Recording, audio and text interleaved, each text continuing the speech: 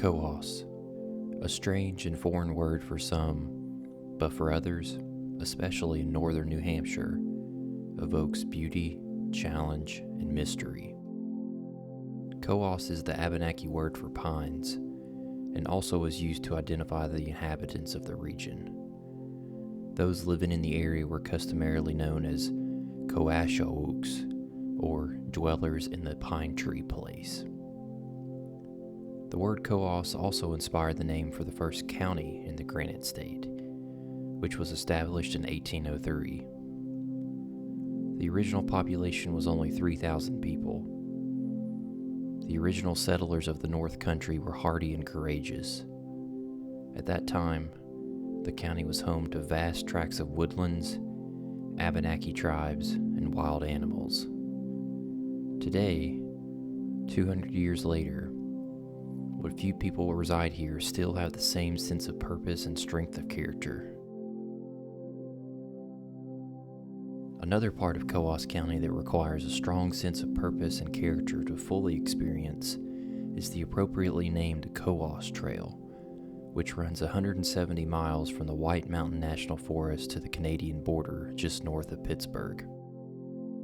This footpath traverses some of the most rugged and steep terrain in the eastern United States, with a whopping 31,500 feet of elevation gain across its duration, which is higher than Mount Everest comparatively. Over the course of these miles, you will traverse bald granite mountain summits, submerge in spruce and fir forest, sludge through mountain bogs, and be on alert for grazing moose and bear. The sense of solitude is palpable in these great north woods, with those calling the sensation of being so remote and removed from civilization a continental silence.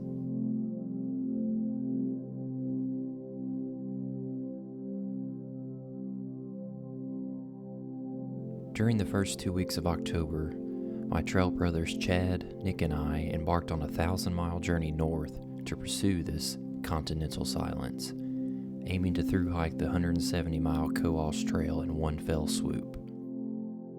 Over the course of 12 days, we would be tested beyond belief, pushing ourselves to physical and emotional limits we didn't know were possible. This is our thru-hike story.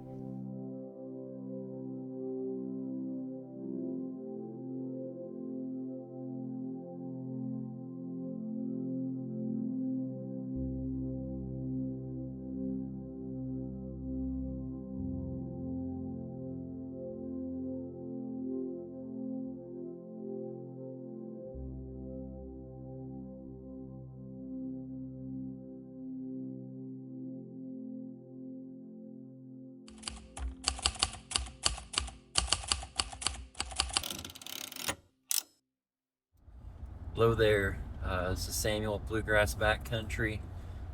Whether you're a returning viewer or brand new to this channel, I just welcome you. It's been a while since I've made one of these journey video series for people. So if you're watching this is the start of what I hope to be a grand and epic New England mountain adventure that me and the trail tribe are embarking on starting this weekend. Today's September 27th, and I'm leaving work, headed north just south of Cincinnati to where buddy Nick lives. Chad will be on his way later this evening, get the two trucks together, and tomorrow morning we're starting bright and early for a 1,000-mile ramble up to New Hampshire to thru-hike the Cohos Trail. So come along with us, enjoy the views and the story, the lessons learned, and hope you have a good time. We'll see you.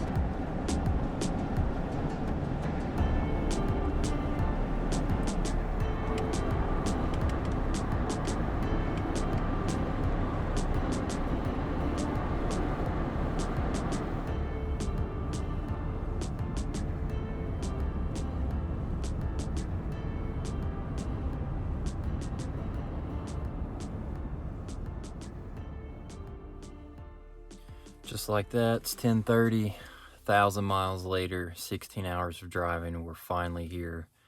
Colebrook, New Hampshire, River's Edge, Inn and RV Suites. Nick and Chad are probably about 15 minutes out behind me. Amazing. Praise God for modern traveling methods. So we're going to crash so hard and move on to more logistic stuff tomorrow. So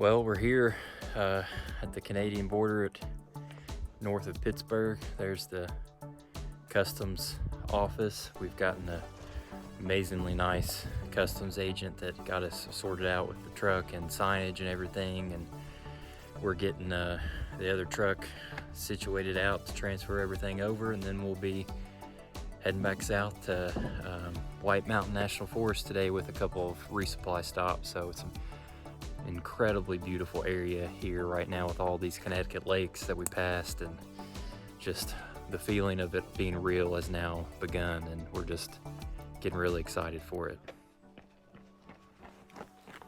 Let's go.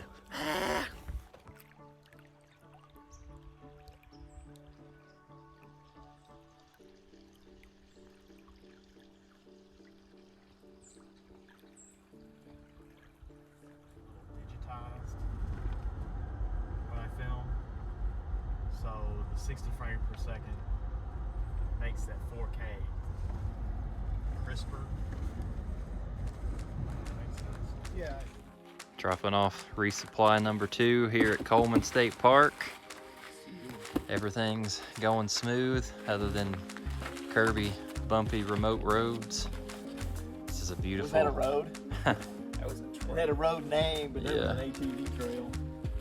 This is a beautiful, beautiful backdrop to stay at a cabin, so we're looking forward to being here a little over a week. On to the next one.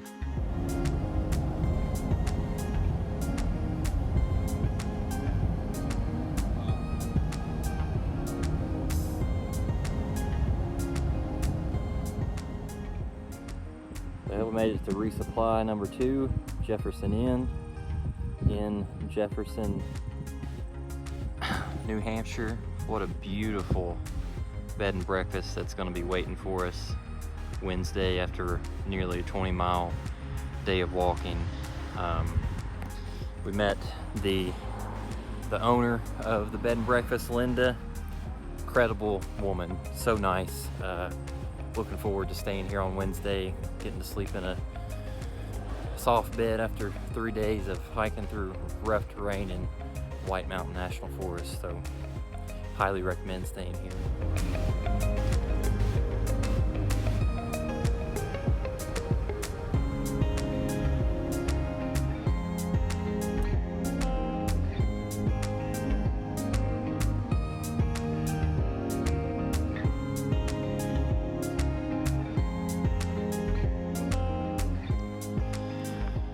And finally, after a nearly 48-hour process or journey, we have dropped off both resupply boxes. We are here down in the southern end of the near the Terminus in White Mountain National Forest at Dry River Campground. Got all of our gear set up for the night, and we are about to hopefully get something good to eat. One last real meal before doing backpacking food for the next 3 days. So we're tired. We're thankful to be here. We've met a lot of great people, getting stuff logistically situated both at the border and both resupply spots.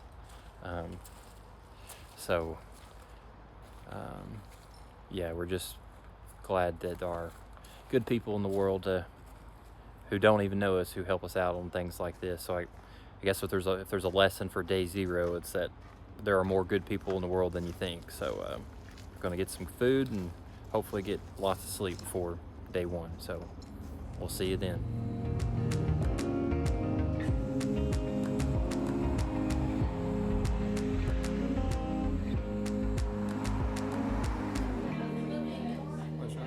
Maybe I'll tuck it down or switch back out. Yeah, it will sound pretty good too.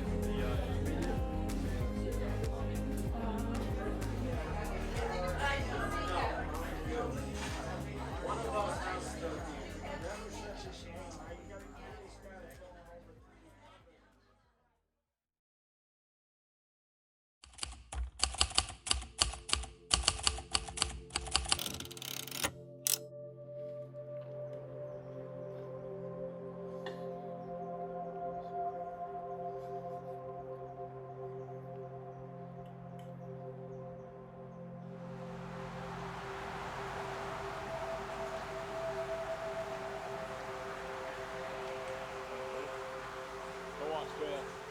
Let's do it.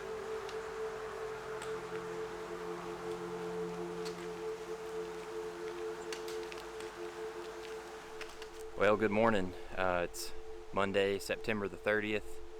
Here we are. This is the beginning. Something that I've dreamed of the past 2 years. We've planned and trained for the past year, and now we gotta put our money where our mouth is. And it's a 170-mile jaunt to the Canadian border. We're excited, we're nervous, but we gotta start walking. So, boys, tribe, assemble. Let's do it.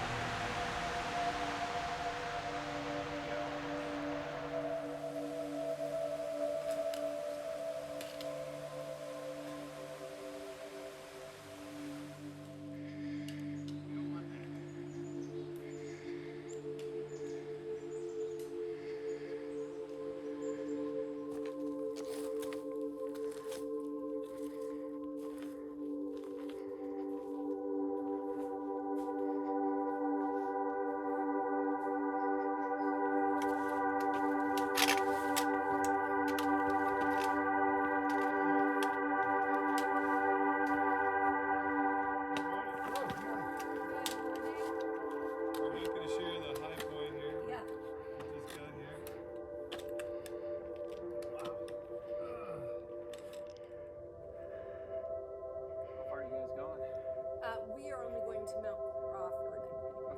Yeah, where are you? You going to Washington?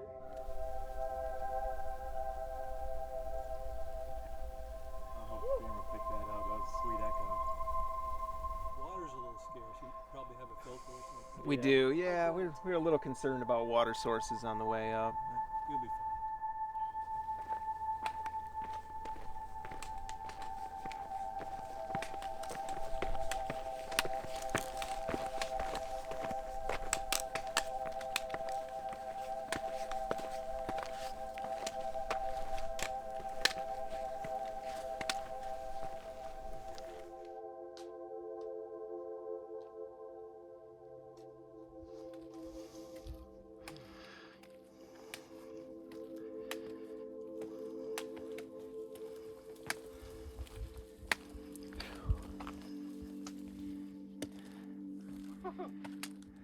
Woo!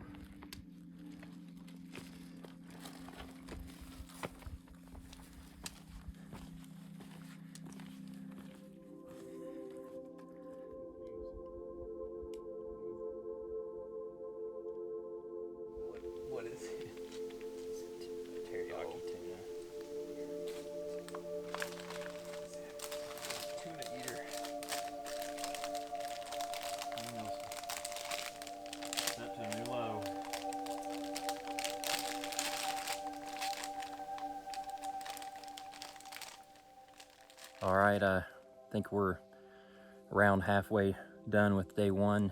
I think we've done around 5.1 miles, and I think we've got 10.2 lined up with our math. The climb up to Crawford Notch was ridiculous. Just a slog. Seemed like it was unending, so much uphill.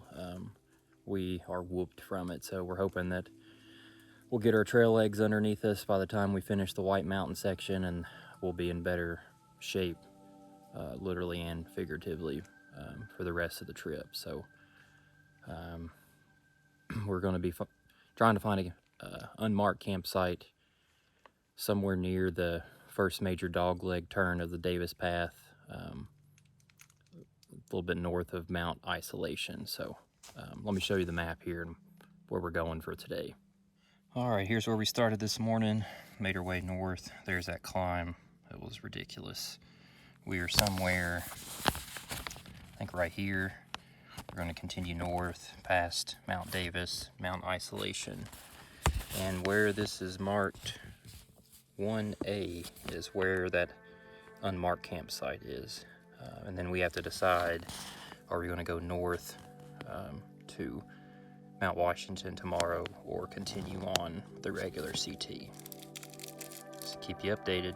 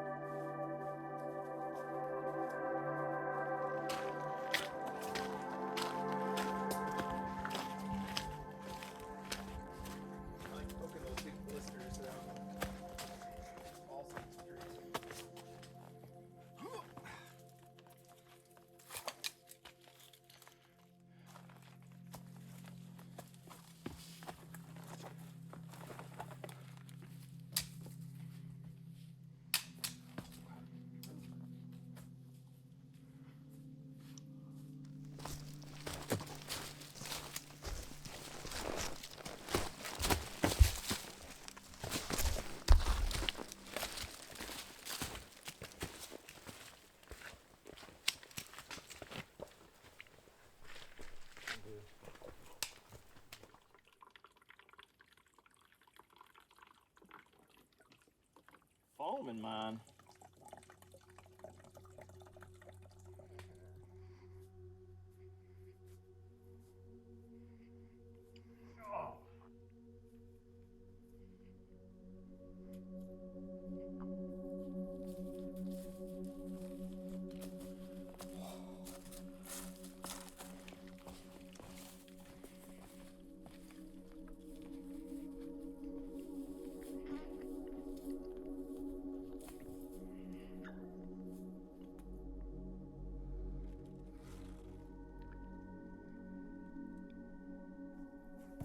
Got ourselves some moose scat.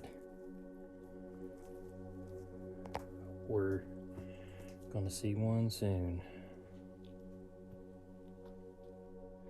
Got ourselves some bear scat too. I think it's fresh. I smell it. Might be seeing some Mr. Yogi on this trip too. Whew.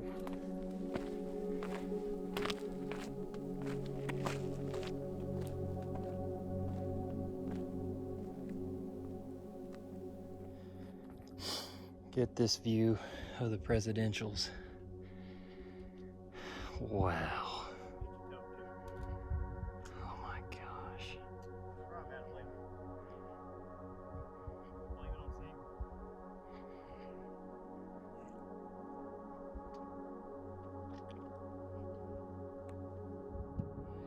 There's Mount Washington socked in the clouds.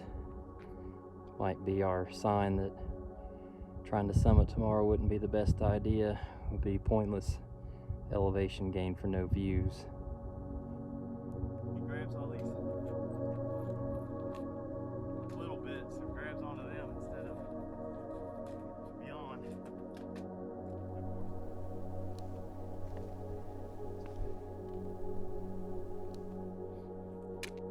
Dry off some of our clothes down here.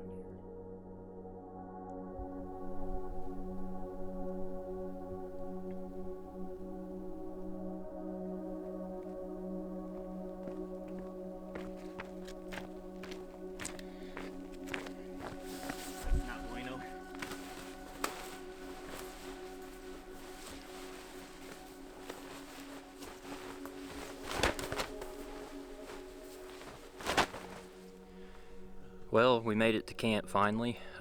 We are just a few tenths of a mile down the isolation trail, just north of Mount Isolation, which we saw earlier. We did about just over 10 miles today. Like I said earlier, it was very challenging. Glad that we're here. If you've never watched one of these through hikes series on my channel before, this is now my third. But each day I've tried to think of a lesson to put on camera to remind myself and maybe, shed some perspective and light on those who watch, because this is a very unique experience and time to be away from work, family responsibilities for so long a time consecutively, just to be out in the wilderness. And I think that you see things, you learn things that maybe you wouldn't outside of this dynamic. So yeah, with that being said, I think what came to mind for me today as a lesson would be there is never enough training or preparation that you could do for something, whether it's preparing for a long hike or studying for something or getting to know about someone in a relationship. I did a little bit of running and walking on before this trip, but I still wasn't prepared. I could have started months and months prior, and that probably would have been better off. But on a positive note, within that same vein, I did prep a lot concerning the trail itself, knowing turns and campsites and viewpoints, and something came out of that today by remembering what the guidebook had said about Mount Isolation and pushing up that climb to see incredible views, maybe some of the best we'll see in the whites, that I maybe wouldn't have been able to share with the tribe if I hadn't have done that prep. So there's two sides to every coin. So next time get into one of these hikes, I need to prep harder, I guess, because my body's been struggling. So let's hope the rest of the days I improve over time. So food's rehydrating, the other guys are laying in their tents, and we're gonna get an early shut-eye. So we'll see y'all tomorrow.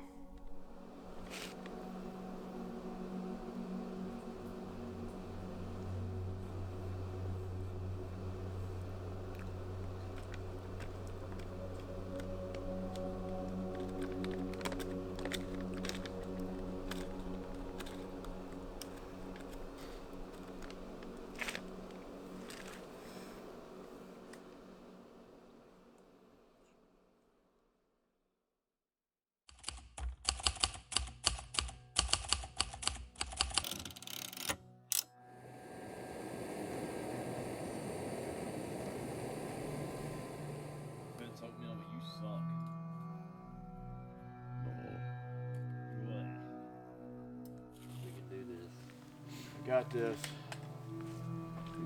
All right. One step in front of the other.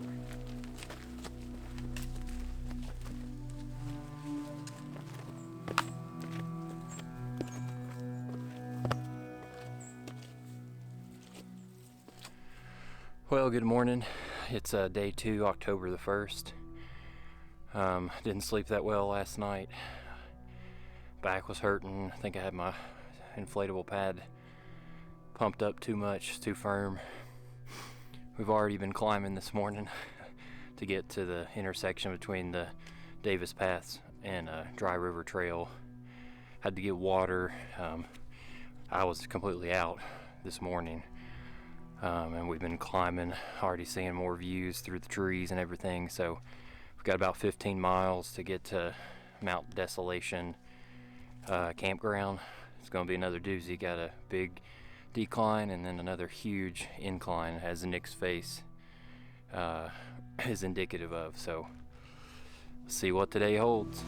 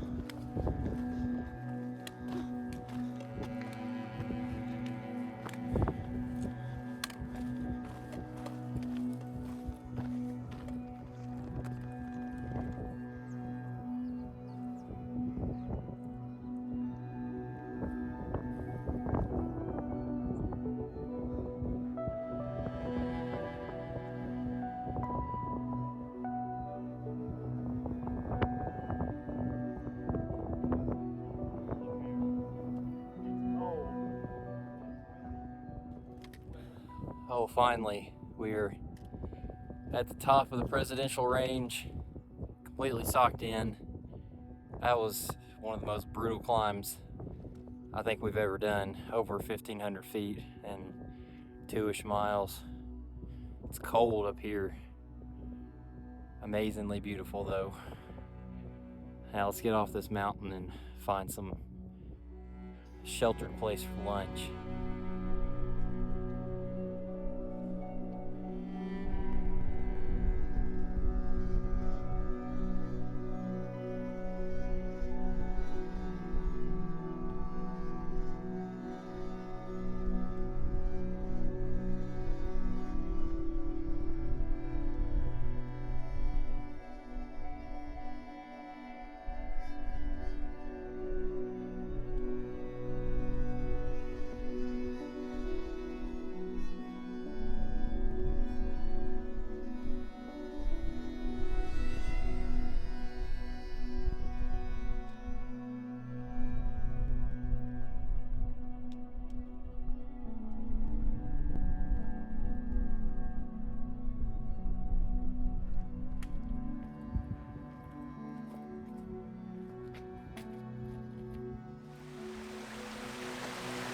My boss sent me a text message.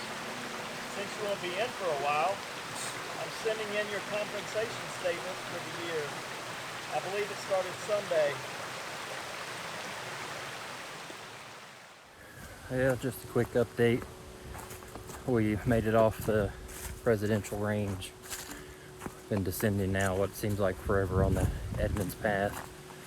I didn't get any shots of lunch because I've been feeling nauseous the past couple hours, I think, from overexerting myself. So I'm trying to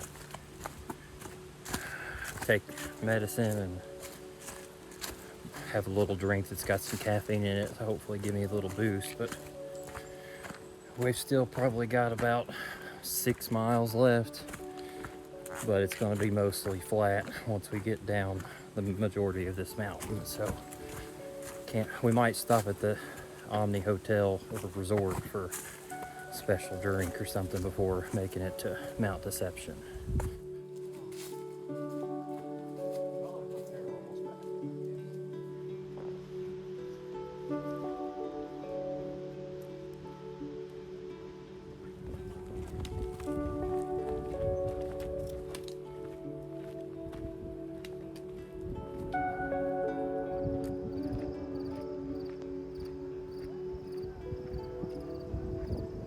Another grand view of the presidentials. There's Washington socked in the clouds.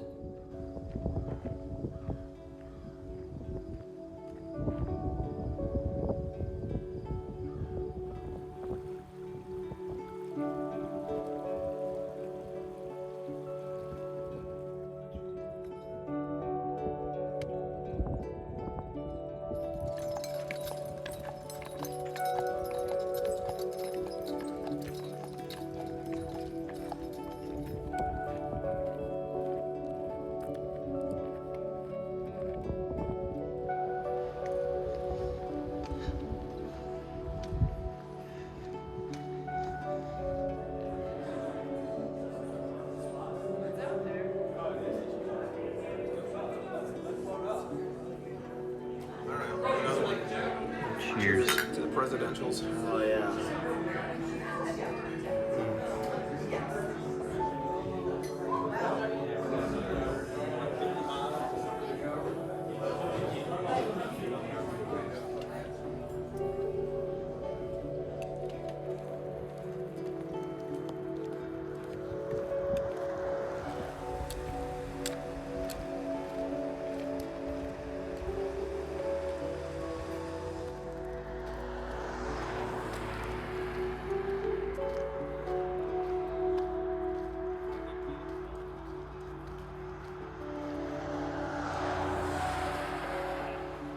We need one of those motivational signs. Wow, that's awesome. Talk about a trail community. Good find, Chad.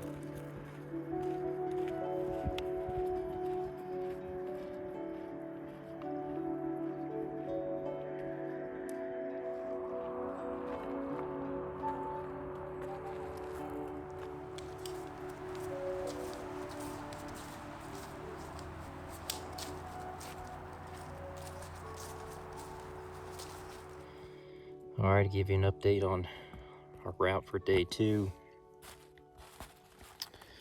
Here's the primitive site just past Mount Isolation. Major descent down the Isolation Trail, up Mount Eisenhower Trail, highest point in the Cohos near Mount Eisenhower. Take Edmonds Path all the way down, and then take the trail system near the Omni Mount Washington Resort. Take a road walk here to Mount Deception Campground for the end of day 2. Alright, well, it's just after 8:30. I'm all snuggled up in my tent here. I've already gotten to Mount Deception Campground. My phone said that we did 19.3 miles, but the map says that we were supposed to do 15, so may split the difference and say that we actually did 17.5, but it didn't feel like a 15-mile day. Incredibly difficult. So ready to get some rest. If there's a lesson for day 2, is that there's a balancing act that goes on with experiencing pain or discomfort and not letting your emotions rule the day. I think all 3 of us have had times so far where we were experiencing pain or nausea or frustration, and how do we channel experiencing those emotions because they're valid, but not letting them turn into something destructive. Tried to put my mind on other things while I was feeling nauseous this afternoon, whether it's getting to a certain point on the map, listening to some music, conversating with my trail bros. So just a reminder that there is power and ability for you to control your emotions, as hard as it is, and we're still learning with that too. So alright folks, we'll see y'all in the morning heading to Jefferson Inn tomorrow for a little Nero. Good night.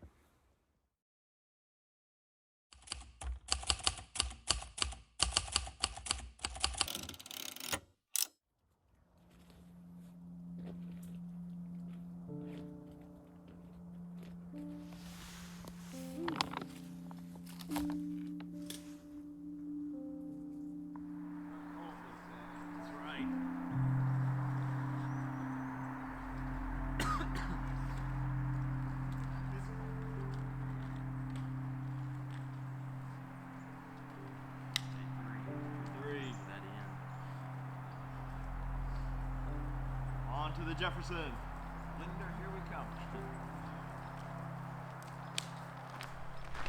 Good morning.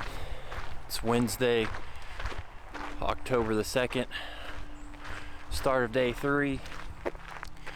Slept a little bit better last night than the night before, still not great. Want to thank Carl, for the owner of Mount Deception Campground, for a fair rate and good flat spot. All of our gear was wet this morning from condensation, and it got cold too, down about 39.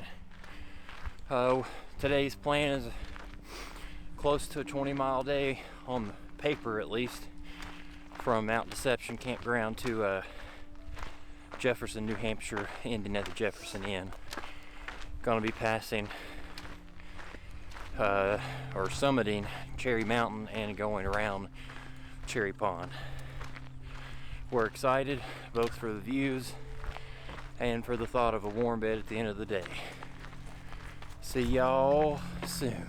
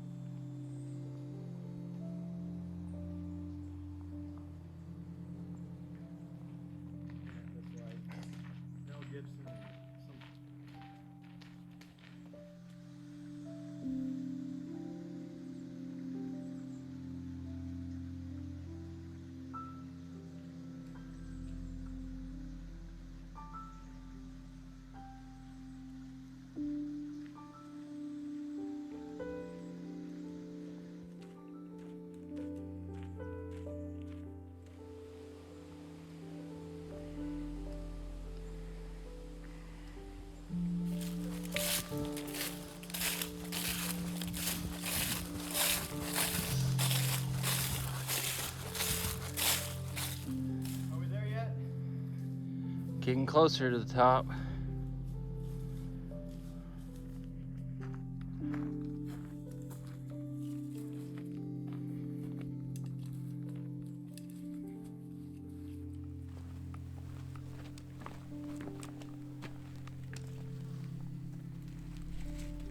Woo! Woo! There's Mount Washington. Really? Yeah, Which one? straight ahead. Man, that'd be a perfect view for that. It would.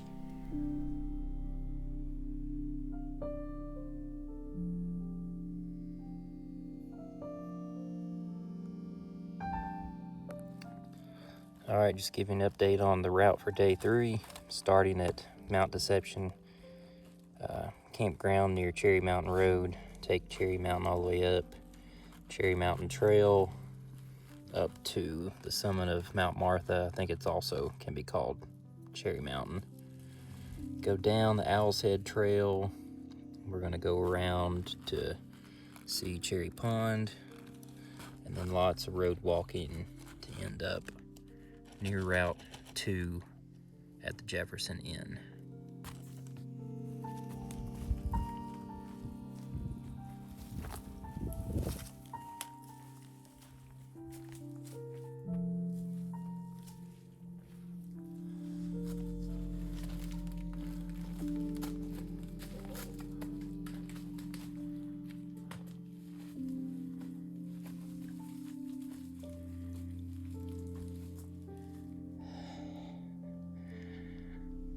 Don't quit.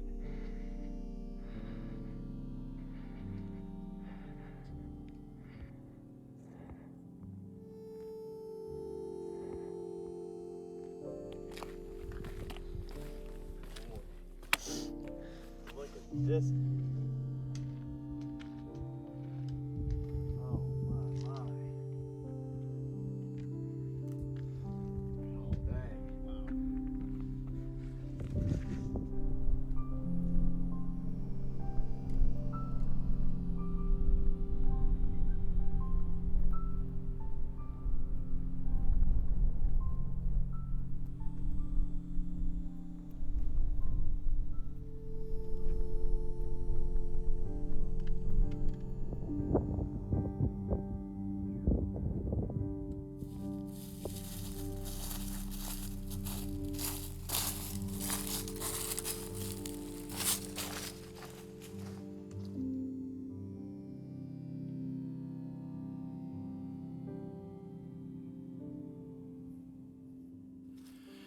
Well, we were coming down off of Owl's Head and ran into a gentleman that had a bright orange CT cap on, and his name is Ivan.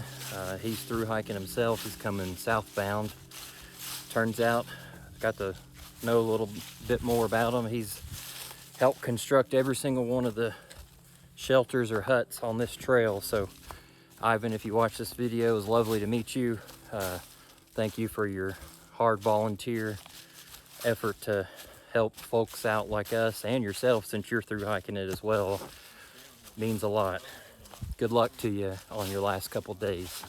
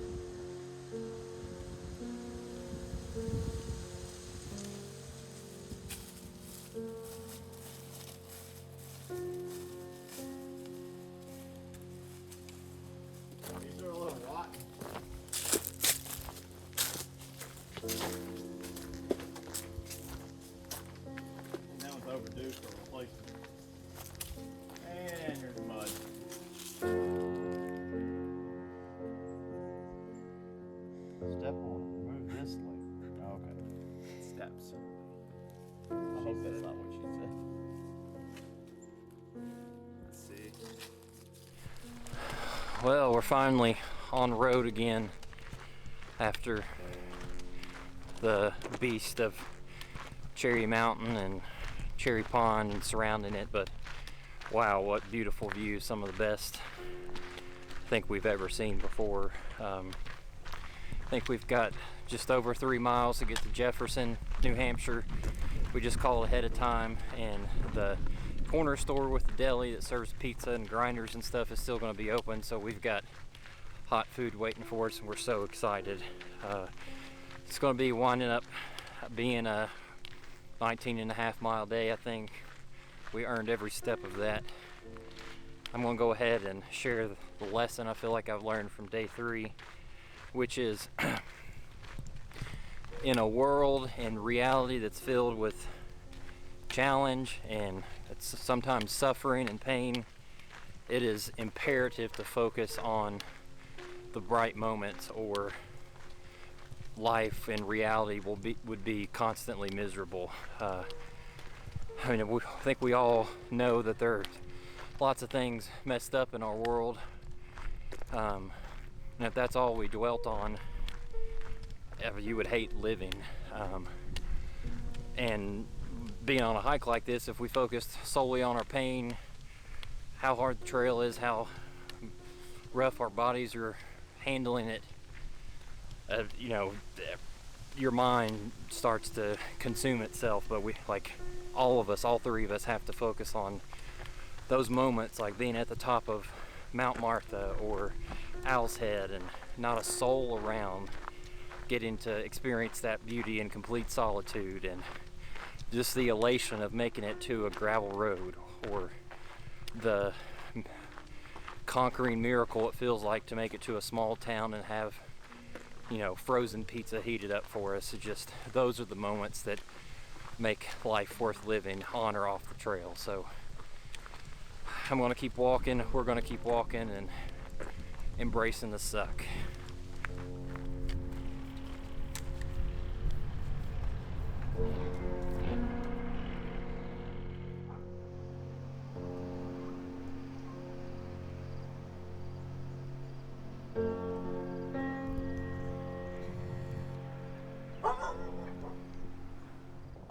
It wouldn't be a through hike without road walking dogs. Wouldn't be a through hike without them barking road walking dogs. Hi, puppy. Hi, puppy.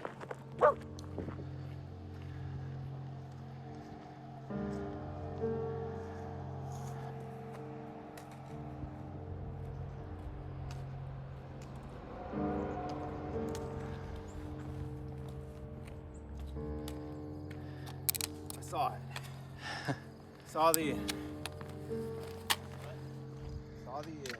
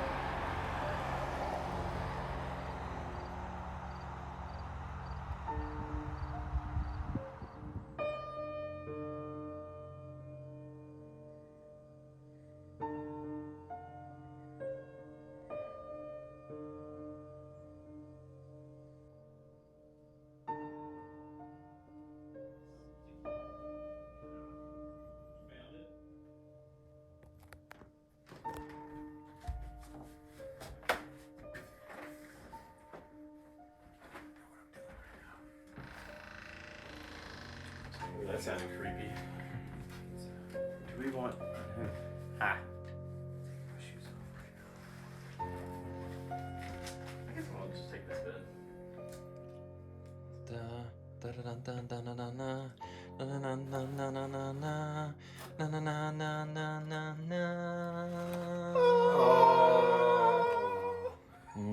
Hey.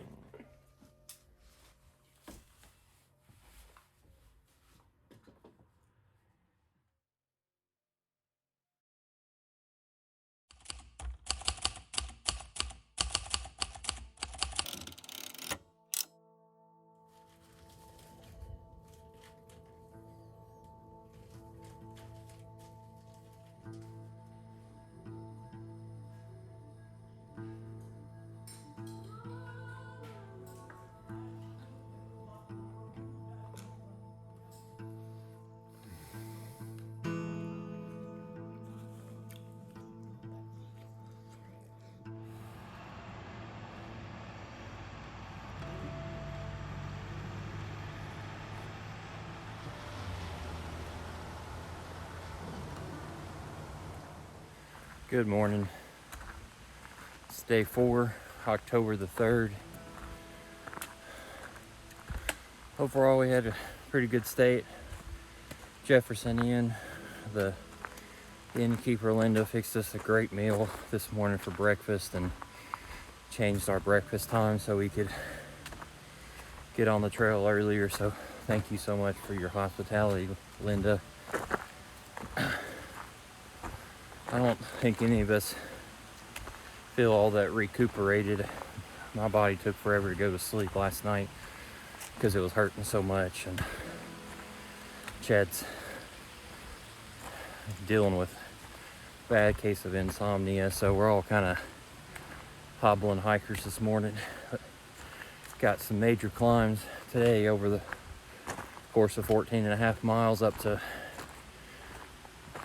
Mount Cabot, or we'll summit Mount Star King or Mount Womback along the way. Hopefully the colors will be popping and the rain will be stopping. See y'all there.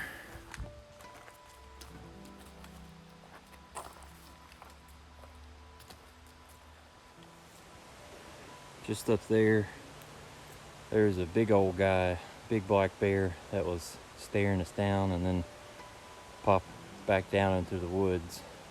Didn't have time to get my camera out fast enough, but definitely want to make noise and do the safe thing. But if he's at a reasonable distance within camera shot, maybe we'll get him in frame. Done a mile yet? Don't even look.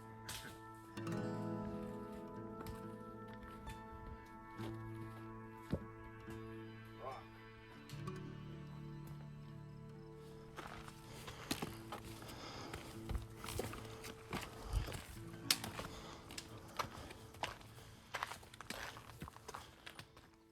Interesting set of stairs.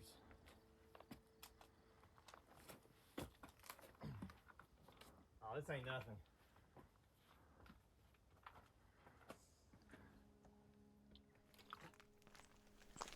Woo!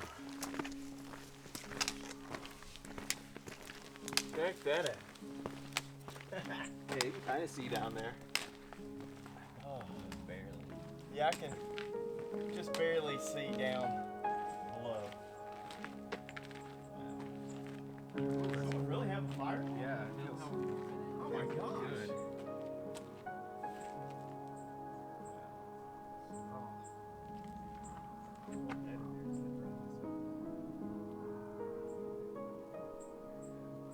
Wow. So where are you guys coming from? Jefferson. We We originally started. Davis Path Trail. Yeah. So where's that?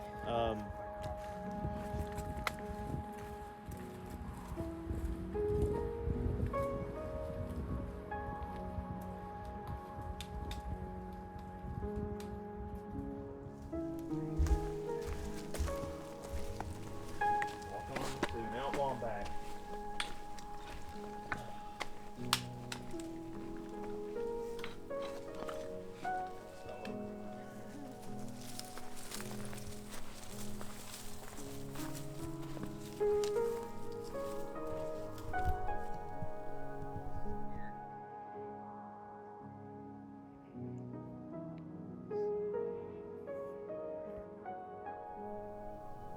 We got the sun on our back. Feels great.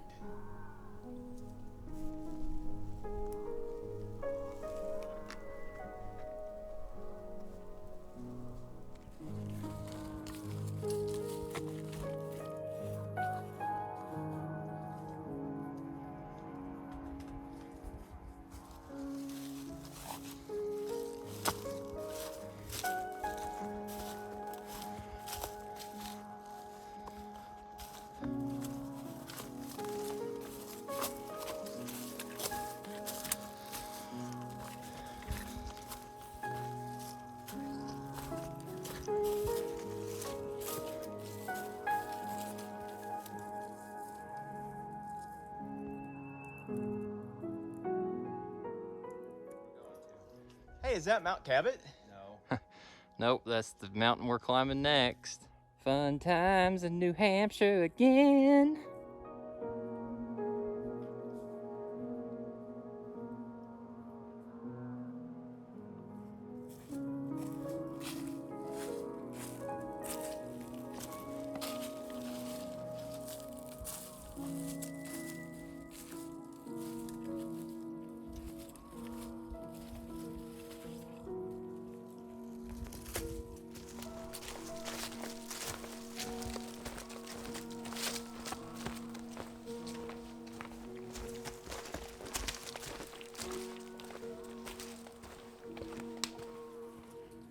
Over there's our next climb.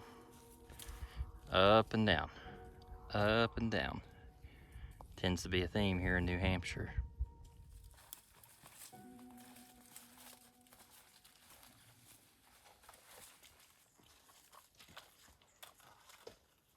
That's what was missing.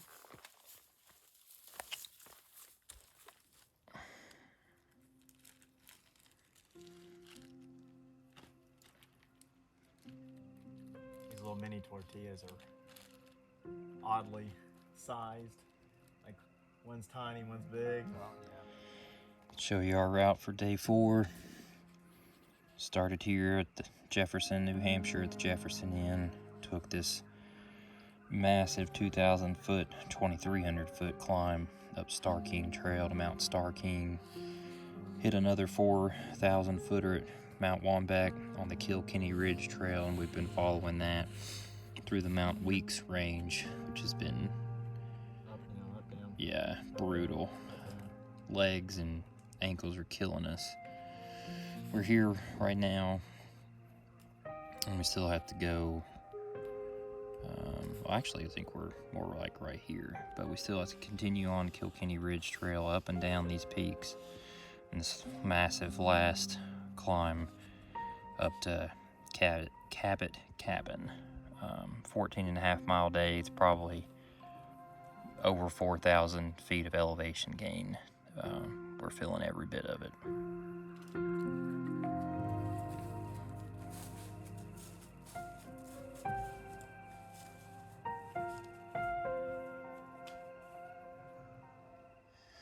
Climbing up to the top of Mount Terrace, getting our first real view of this ridge.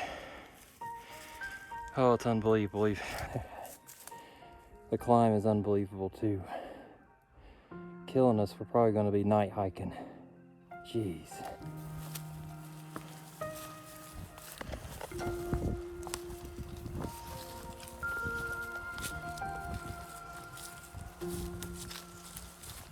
Can't read this. It says North Terrace Mountain, elevation 3630, and we freaking did it in the dark. But there's more. There's more, Samuel. There's more. One flippin' more. One more mountain.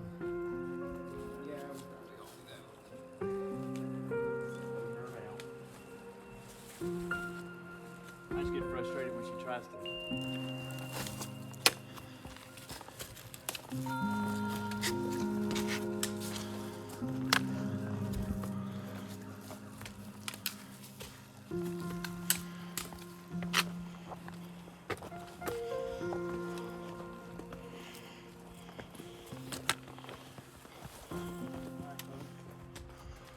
Oh.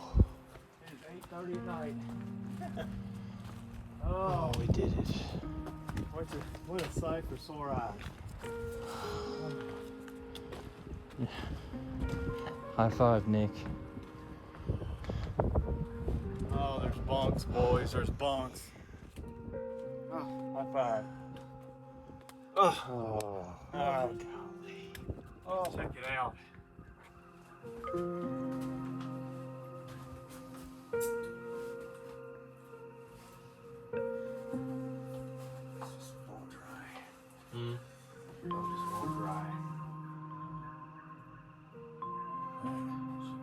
It appears that you can also lock people in here. Well, we're in here in Cabot Cabin, ready to bunker down for the night. Map said we're supposed to do 14.5 miles. My phone said over 18 have to be somewhere between 5,000 and 6,000 feet of climbing. One of the hardest days of hiking I've ever experienced. I think the other guys can agree. I think in terms of a lesson for day 4, I think it's fair in life to be able to admit and say that it wasn't a good day, or you didn't have a good day. And I don't know if any of us had a great day with how difficult things were. Still got to see some beautiful sights, but wow, our bodies are hurting. Especially the night hike summiting essentially Mount Cabot. I just felt like some kind of one of the levels of hell or something, hiking in the dark with only a headlamp going up seemingly endlessly. Hope I don't want to do that too many more times in my life, for sure. So hope the pain subsides and we can all rest and be ready to do it all over again tomorrow. Good night.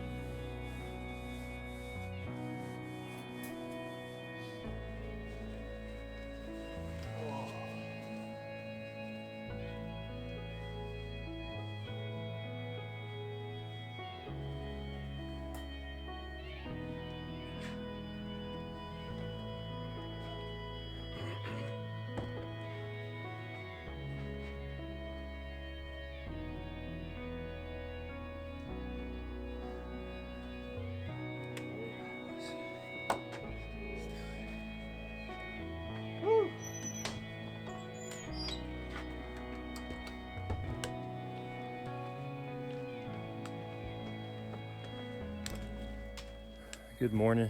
It's day 5, Friday, October the 4th. I think last night was the best night of sleep I'd gotten so far on the trail. Healed up, mostly ready to go again. We were so ready to be done with this Kilkenny section, just butt buster. I think we've got about 18 miles to finish this section and begin the Nash Stream 4 section, to ultimately end up at the Devil's Rest Shelter a couple miles into the Nash Stream section. So weather seems beautiful, clear, hoping to see lots of views. Yeah. If you're concerned I was gonna have another decent climb. I believe we got ourselves a moose in the area, hoping to see one soon. Made the detour to the Horn. Wow.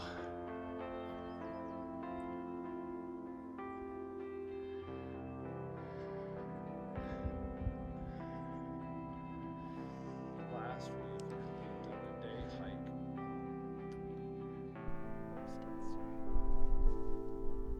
I thought it was all a lake. And then here. Oh, I'm glad we hiked up. What is that? cliff right over there.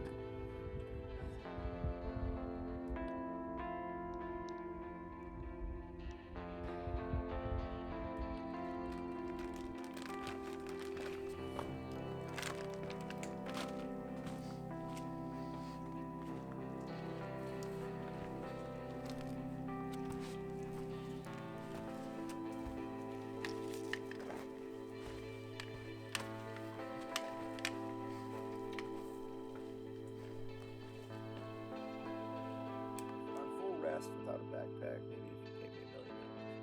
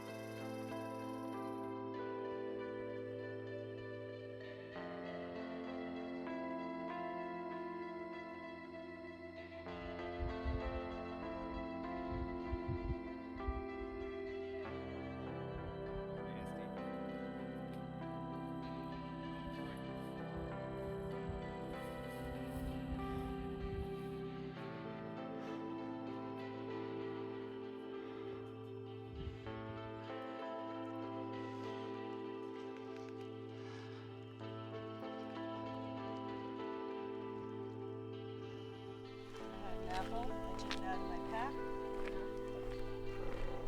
All the way down. And she went chasing after it, right down to the cliff edge. And I was like,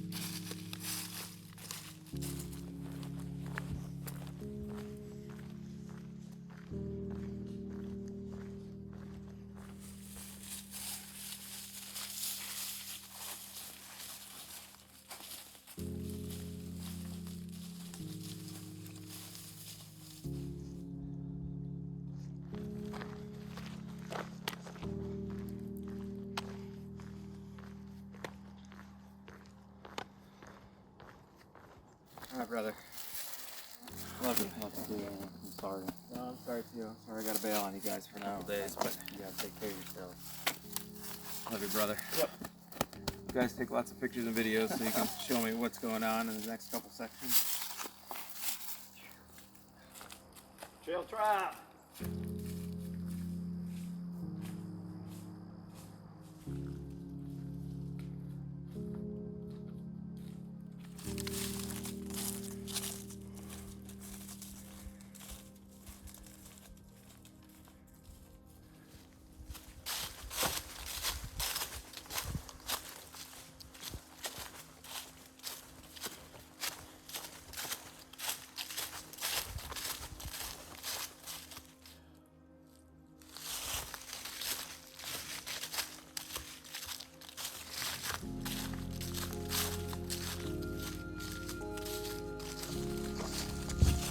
oh.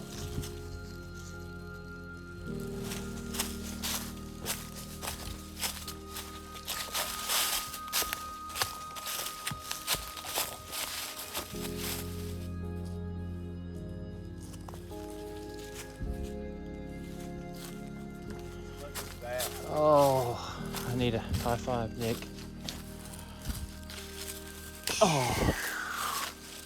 Check out the woodwork on this. That's pretty cool. Alright, we're gonna take our packs off. I'll get back to you in a minute. Alright, here's the route for day 5 that we did. Started at Cabot Cabin. Went past the Bulge and the Horn, Unknown Pond tent site, took the Kilkenny Ridge Trail up to Rogers Ledge, went all the way down to South Pond, South Pond Link, then took the Bald Mountain Notch Trail up around the mountain, and then eventually where 5A is to Devil's Rest Shelter. Okay, well, we're here at Devil's Rest Shelter at the end of day 5.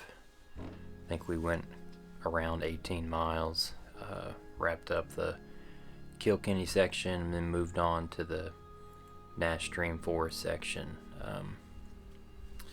Some unfortunate news today that I haven't shared yet.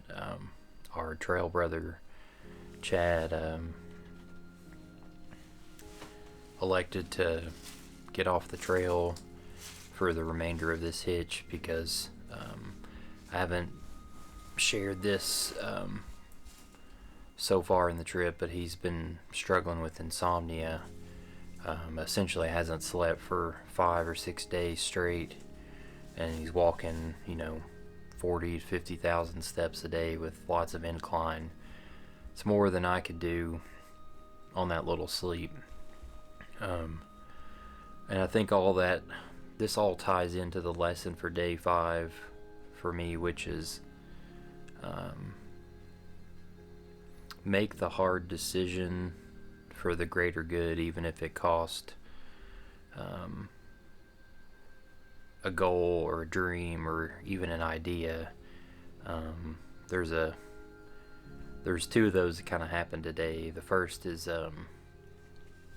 I chose to probably not do that when I summited the Horn this morning. I mean, views were great. I'm glad for the experience, but it really tanked my energy level, and I felt like I was just playing catch up the rest of the day. Probably would have been more smart to not do that. But Chad, he chose wisely and prioritized his health and well-being over, a measly, dream of hiking this random trail in New Hampshire. I mean, I know it's a big deal and everything, but staying alive and healthy and coherent is far more important. So, Chad, I'm proud of you for making that decision. I know it would be so hard for me to do that. You exhibited a lot of humility, maturity of character. I mean, I'm unsure what lengths I would go to in the not smart division with pushing myself to injury or risk of life to hike this dang trail that I've got tattooed on my leg before even doing it. And that's unwise in and of itself, but just proud of your example, and I hope to emulate it one day. But he's gonna meet us at the end of this section at Coleman State Park, and God willing, finish the rest of it. So he's essentially a through hiker. I mean, minus 30 miles, he could come back and do that sometime in a weekend, no problem. I mean, he has nothing to hang his head on whatsoever. This has been the hardest 80 some miles we've ever done. So hang your head up high, Chad. You crushed it. Good night, y'all.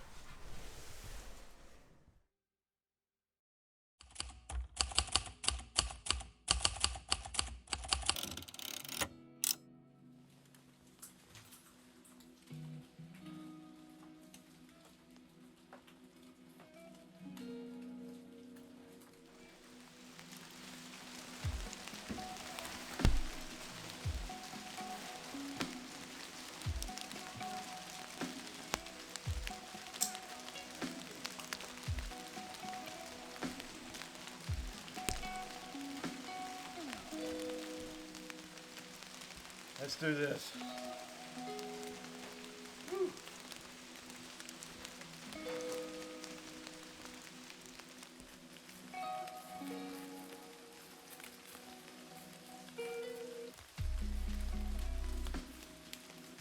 Good morning. It's day 6, Saturday, October the 5th. Had a nice stay at Devil's Rest Shelter last night. Very wonderfully constructed. Some beautiful appointments of those hand-hewn curved pieces of timber as a little archway. Thanks to the volunteers who made it for weary hikers such as us. I didn't sleep that well again. hoping since we have a shorter day today, 14.5 miles, that I'll be able to catch up on some more rest. So it's raining, hoping it doesn't last. Probably not going to summit the Percy Peaks today because of the conditions. See what today holds.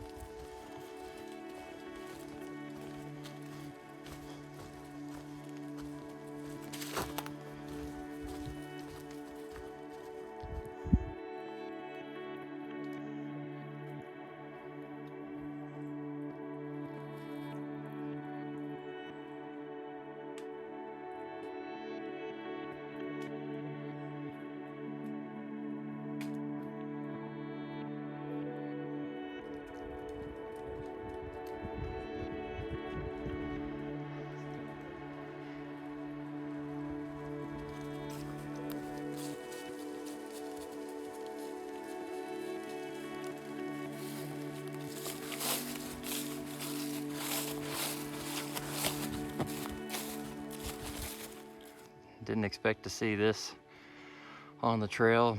Maybe this is in memory to some Cohos trail pupper, but this is Bonnie's Pool. Little drinking hole.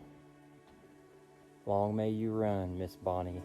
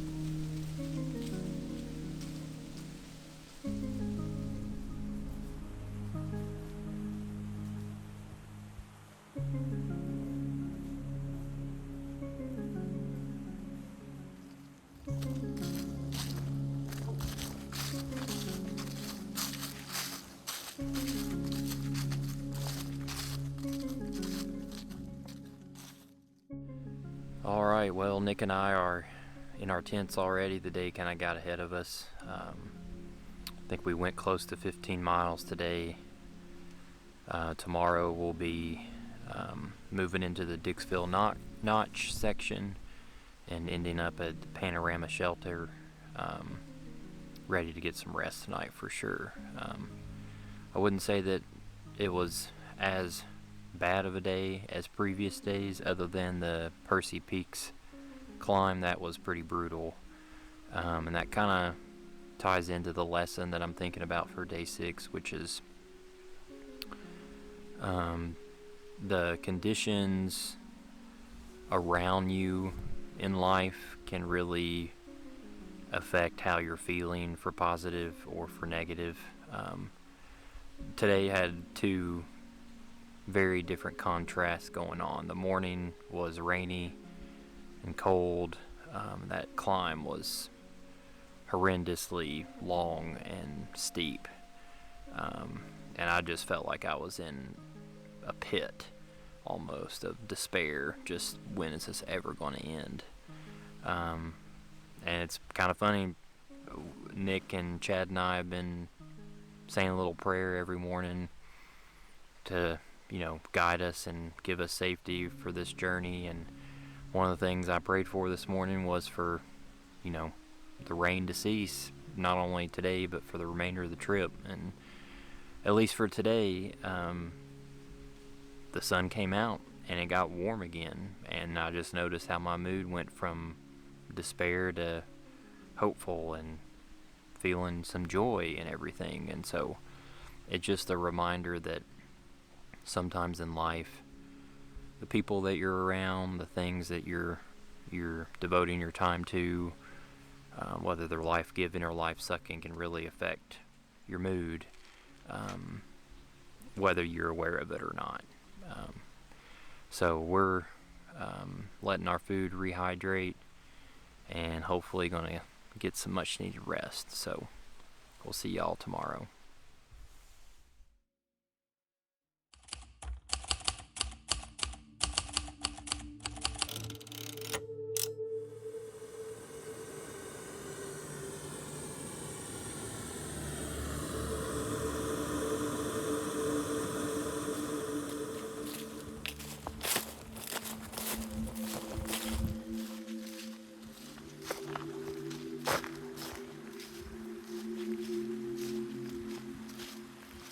Okay, good morning. It is day 7, Sunday, October the 6th.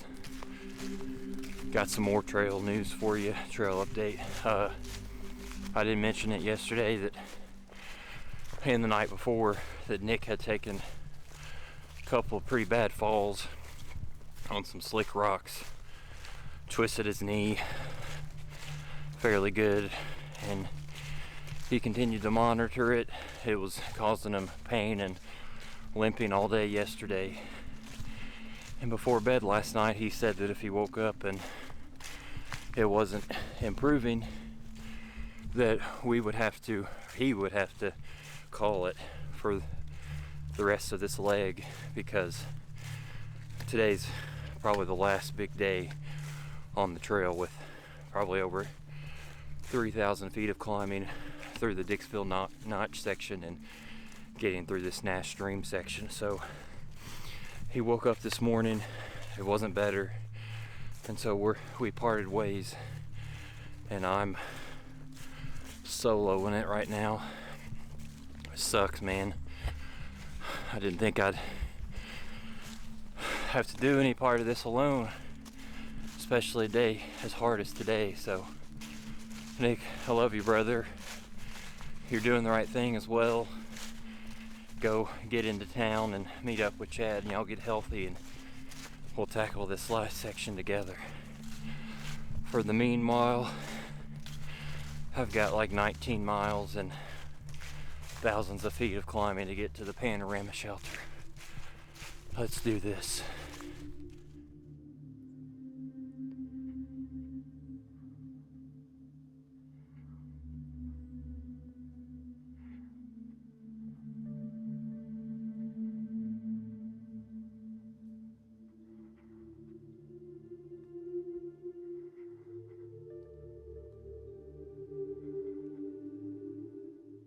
Finally got ourselves a moose on the trail, I think.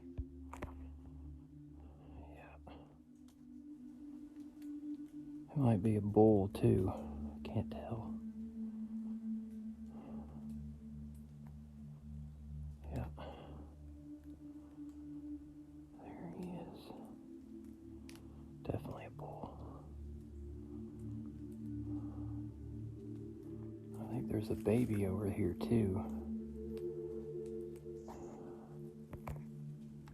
Right there. Go on, baby. Go back to mom or daddy. I don't want to get rammed.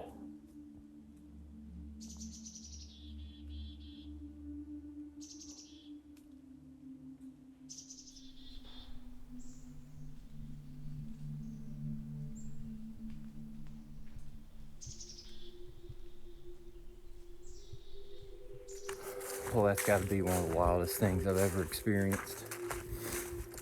Probably less than 100 yards to... I'll have to look back at the footage, but I think it was a bull moose. Just had short antlers growing. And the other moose, I don't think it was big enough to be its mate, so I want to say it was maybe one of its young, but exhilarating, terrifying,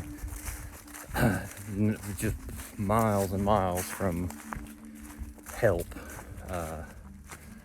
And up at the top of this mountain, no sounds, and you just see this black-brown mass in the middle of the trail, so much bigger than you. That young moose was like hopping down the trail with its gangly legs. It was funny. But they ducked back into the woods. That was just between Cathedral Meadow and there's another meadow coming up here. I'll have to put it down below. But wow, so glad I got to see one. I'm sorry, Chad and Nick, but at least I got some of it on footage.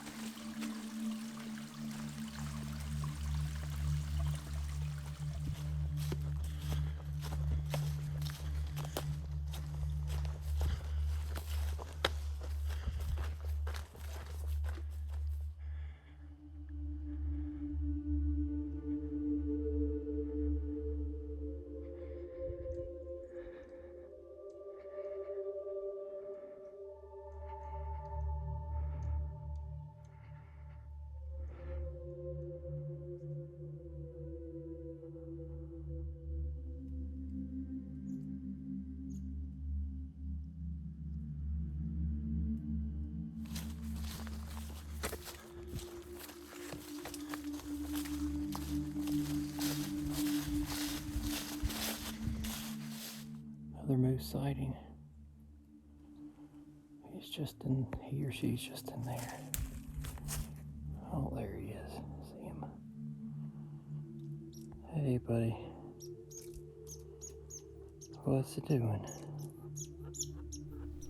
It's like we're in a Mexican standoff or something. New Hampshire standoff. Haha. This guy is letting me get awfully close. Trying to give him space. Well, now he's peeing. She. Kind of think maybe got a limp. Poor baby.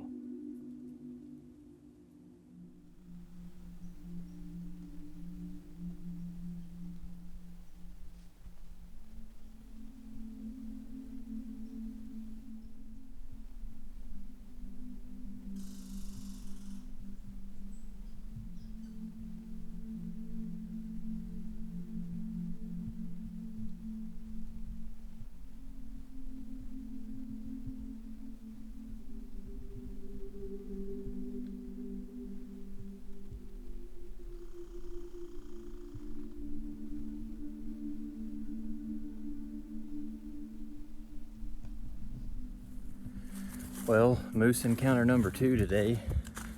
Just had a New Hampshire standoff with a female adult. She didn't seem aggressive.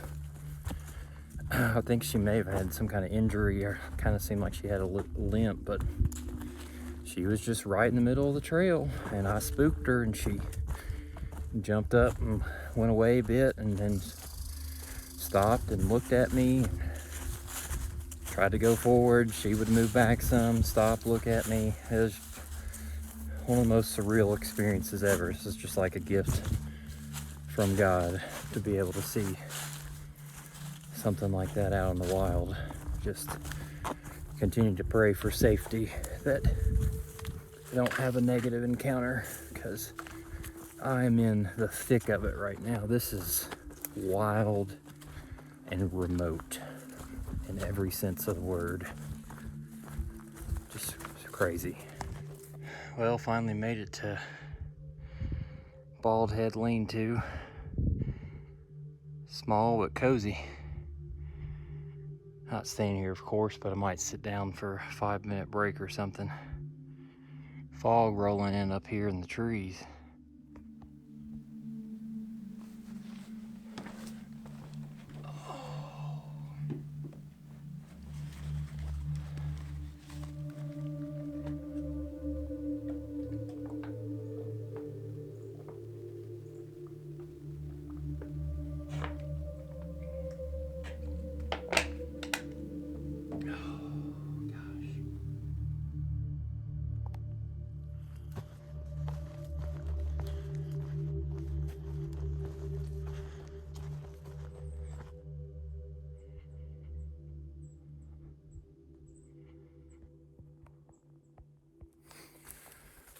Well, just coming down off of Bald Head Mountain, which was brutal, by the way. I feel like I say that all the time, but man, it felt like that mountain was never going to end going to the top of it. But a little update on Nick.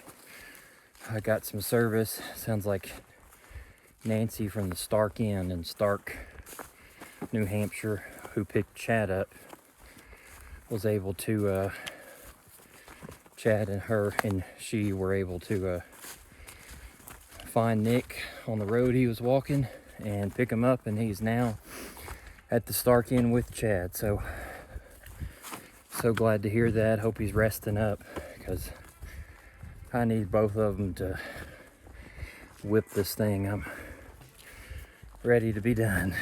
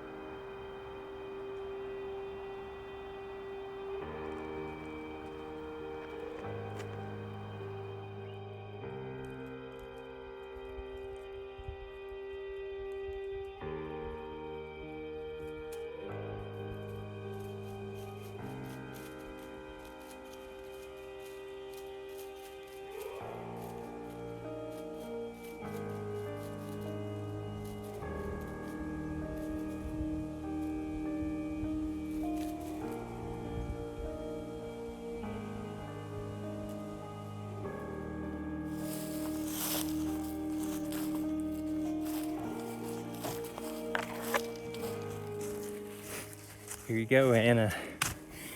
Me getting me getting emotional. Oh, tearing up thinking about my daughter. Oh, miss her. I want to see her soon. Oh, get me to the shelter. Jeez. Oh.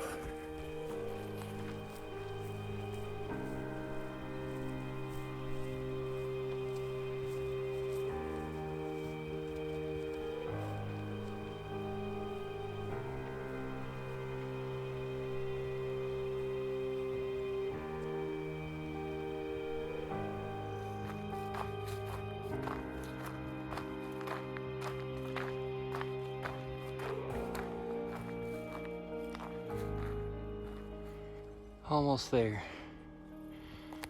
Oh, that climb up Dixville Notch Gap was broken record again, but brutal. I'm cooked. Absolutely cooked.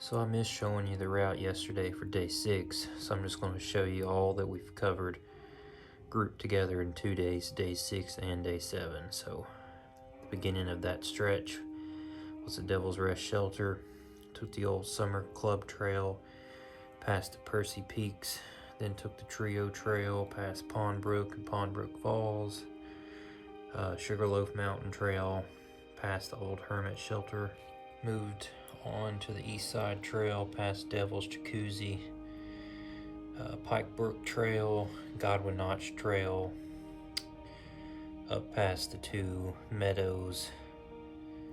That's where I saw the moose. I made that note beforehand, mini moose paths. I definitely found one. Up to Bald Head Lean-To, took a break there. Kelsey Notch Trail down the mountain, took some ATV trails, did Dixie Bypass, and the Wilderness Link. Quick detour to Table Rock, Three Brothers Trail down, along the Huntington Cascades, crossed Highway 26, New Hampshire State Highway, and then took the Sanguinary Ridge Trail up and around past Flume Brook Cascade, Sanguinary Summit Trail up to the peak, and then ending at Panorama Shelter. Ooh-wee, I'm looking worse for wear. What happens when you walk nearly 140 miles in 7 days. But anyways, this is a wrap for day 7, 19 some miles from Gadwah Notch area to Panorama Shelter. I hauled butt today,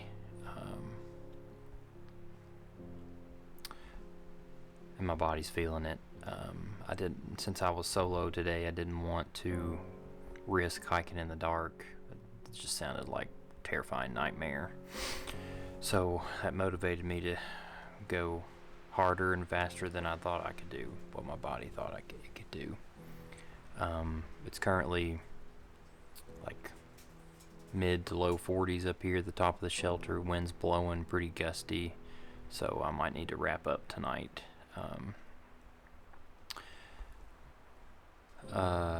Sounds like Nick is addressing his knee, icing it, elevating it, getting weight off of it, which is good.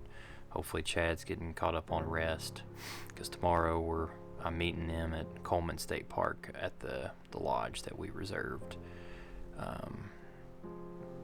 I'm hoping to get there fairly early so that I can just spend as much time just laying down as possible. And just thinking about today, a lesson, and you know, it's real, since this is my third through hike series where I do lessons, it would be really interesting to see if there's overlap, if I've said the same things or learned the same lessons before. I didn't have a chance to watch any of the other series before this, so if it is overlap, I'm sorry, but today's lesson, there's kind of multi-layers to it, is man, life is not meant to be done in isolation continually. I think if I had set on doing this through hike solo, I probably would have been in the headspace to manage it okay. But since, you know, I planned this with my trail bros, that's been in my head, and once both of them got out of the picture, it was like very much an oh crap moment. Like, what's next? Like, am I next on the chopping block? Like, you don't realize it until the person's gone on the trail, that just even the person's presence, like even if you're not saying something, just knowing somebody is there is a form of security emotionally, especially when sleeping in shelters like this. Like, and I'm not gonna lie, I'm kind of worried about sleeping in here by myself tonight in terms of critters. So I mean, I'm putting my food in a food box, a bear box down the way. But anyways, just Nick being gone today just made me realize that as much as I want to do things by myself, I think we're designed to do things in community with one another, and I need to remind myself of that whenever I want to be prideful and take care of things on my own or do things on my own. Now, the other layer to that, I'm sorry I'm so winded. It's here by myself at the top of a mountain. I think God maybe knew that I was going to struggle with that today, and blessed me with some really interesting terrain and the environment going up from Gadwah Notch area to Panorama shelter, not Panorama, Bald Head Mountain and its shelter. Just the fog through the spruce and fir trees was just otherworldly, and getting both of those moose encounters was just a trip highlight for me. I mean, I'm so sorry, Chad and Nick, that you all didn't get to experience it, but I'm hoping if you all are able to make it with me on the last hitch, we'll get another one. But those little things brighten my day enough to keep my mind off of the challenge of being solo today. So hopefully my food's rehydrated enough here soon, and I'm gonna sleep for a long time, so can't wait for those cabins tomorrow. We'll see y'all in the morning.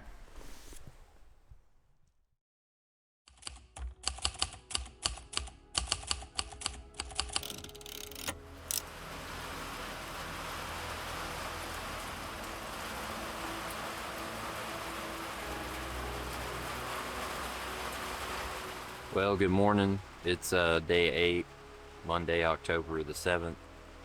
It's 7 a.m. and I'm still in my sleeping bag. We've had breakfast and everything, but this is because around 2 a.m. last night the heavens opened up and came hard rain and wind, and it's still raining pretty hard. I have service up here and the radar seems to suggest that it's going to end or get less strong around 8 a.m. So I'm just gonna sit tight until then, since I only have 6 miles left, but I really want to get to those lodges. We'll see what today holds.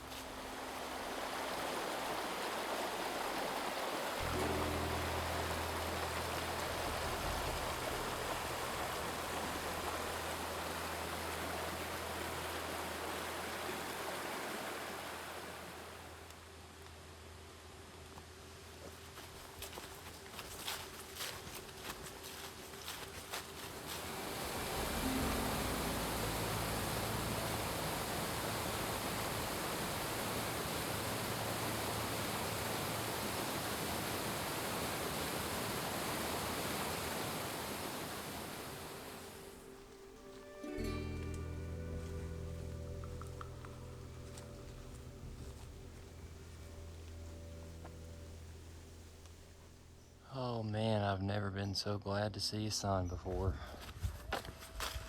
Sheesh. Get into that heated cabin ASAP.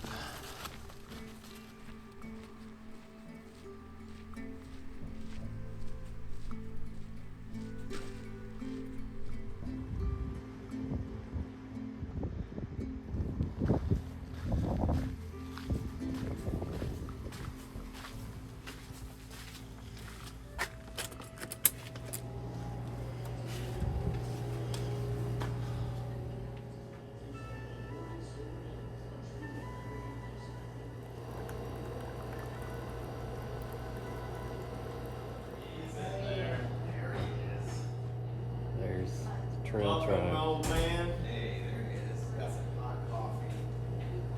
He deserves every bit of that. Yeah. How you feeling, brother? I'm cooked. Huh?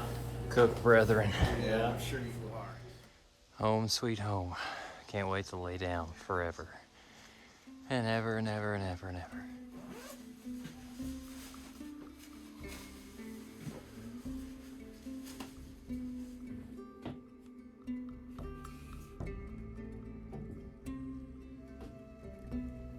Yeah, you just kind of like connect up with all those little road sections. It doesn't look that bad, but I hate saying that because I've said that before on this trip and then I've just about died, so.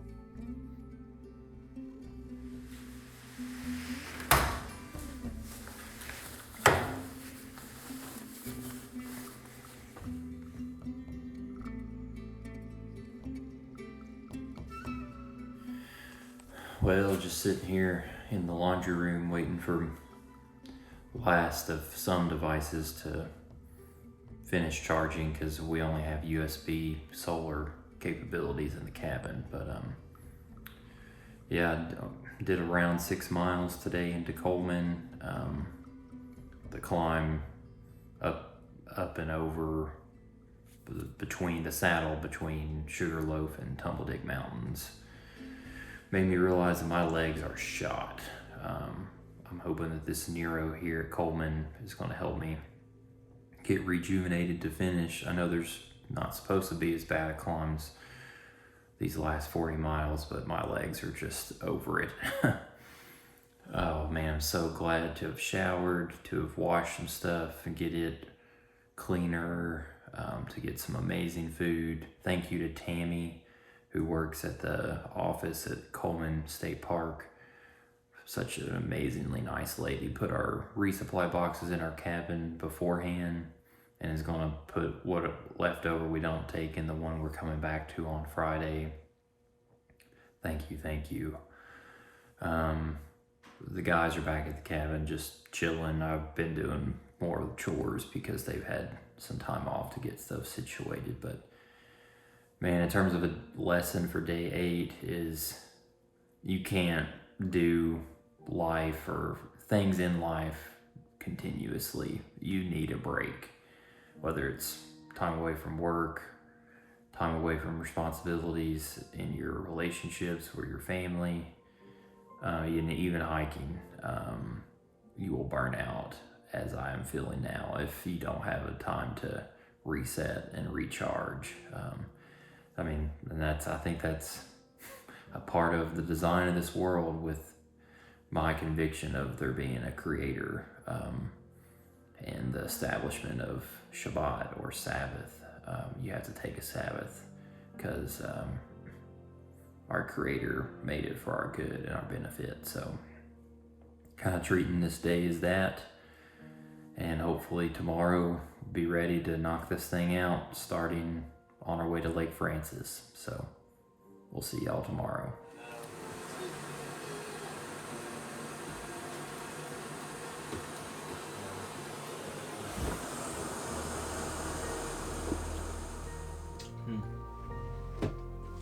It's pretty out there now. It is. It's a good sign. Glad to see that before we go to Yeah. bed.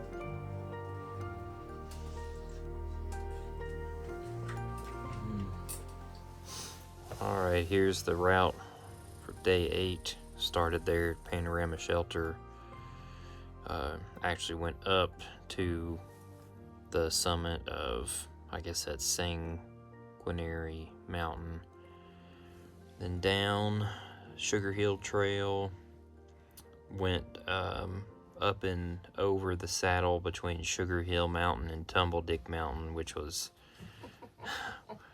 Nick's laughing about the name, but it was rough with it being so wet from the rain the night before. Took Tumbledick Mountain Trail down to Coleman State Park, where met Chad and Nick at the lodges.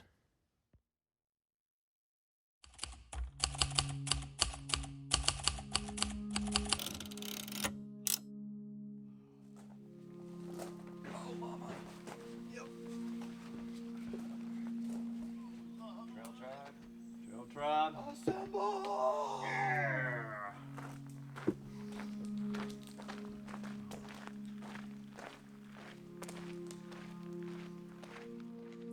If I hear a loon, I'm gonna cry.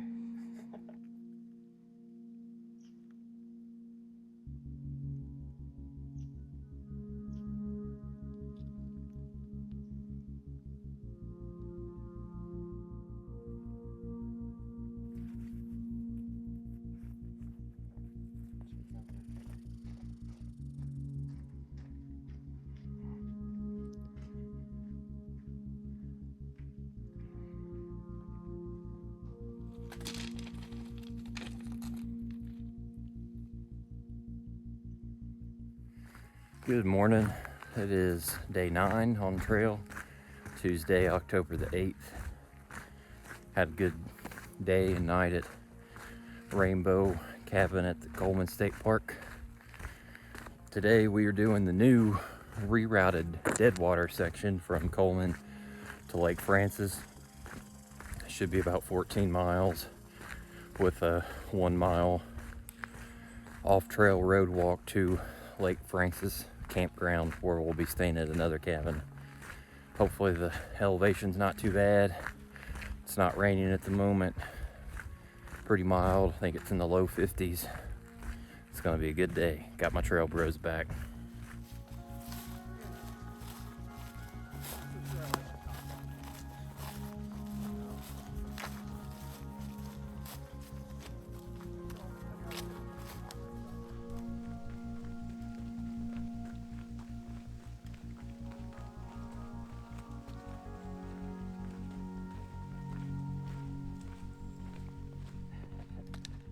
I know.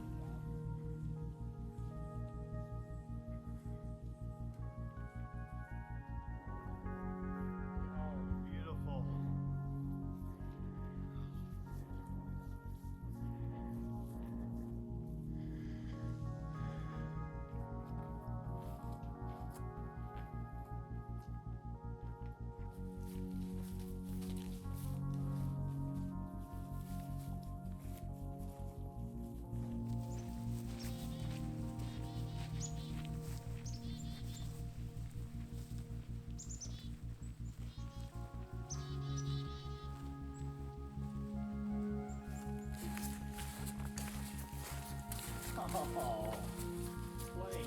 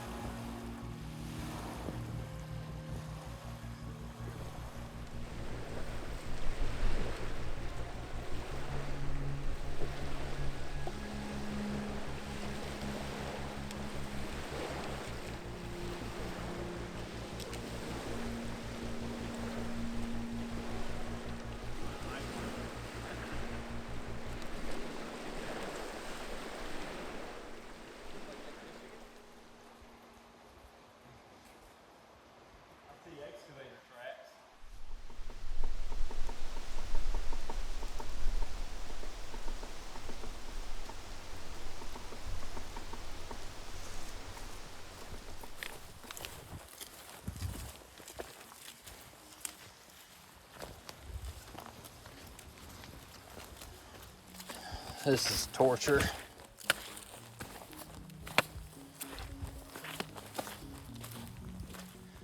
This has to also be one of the 9 levels of hell or something. This might be one of the most frustrating and nasty 4-mile stretches of trail I've ever done. I have no idea why they're just blazing, grazing the ground up like this. Feels like I'm walking in quicksand. Don't they know I've walked 130 miles already?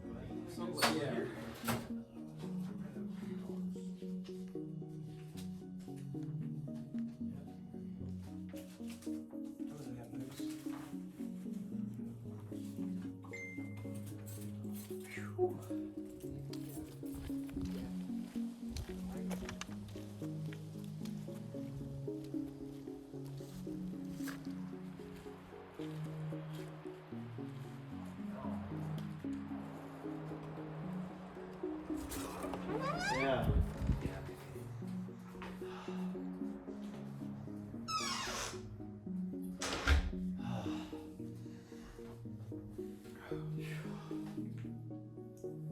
I'm dead. I'm dead, but I'm also happy.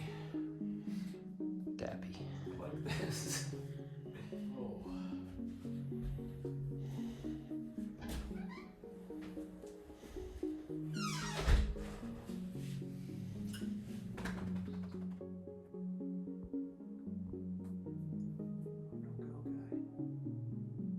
What is he walking? You doing in a pillar? Oh. Alright, here's the route for day 9. Started here at Coleman State Park. This is a new reroute to get off of a long road walk, kind of circumlocution of Lake Francis State Park. That's the way it was previously. So went up Deadwater Ridge, north and east on Nielsen's Leg. Took lots of road past that up to the inlet, southeast inlet of Lake Francis. This is where it reconnected with the old trail. And then this 4-mile stretch was all that excavated mud disaster that we had to go through, which was so bad. And then went left right before turning right on River Road. Came down there on the blue section to Lake Francis State Park. Well, we're here at the end of, even though it's only 4 o'clock, we're here at the end of day 9. Lake Francis State Park at the Sandy Cabin, the edge of the campground. Went about 15 miles today. Lots of road walking that was real nice along forest and ATV trails. I guess you could call them snowmobile ones too. But the Nielsen's Leg section was very zigzaggy, hard to follow at times. We didn't enjoy that too much. And then, oh my gosh, the Lake Francis Trail. They were doing excavator work.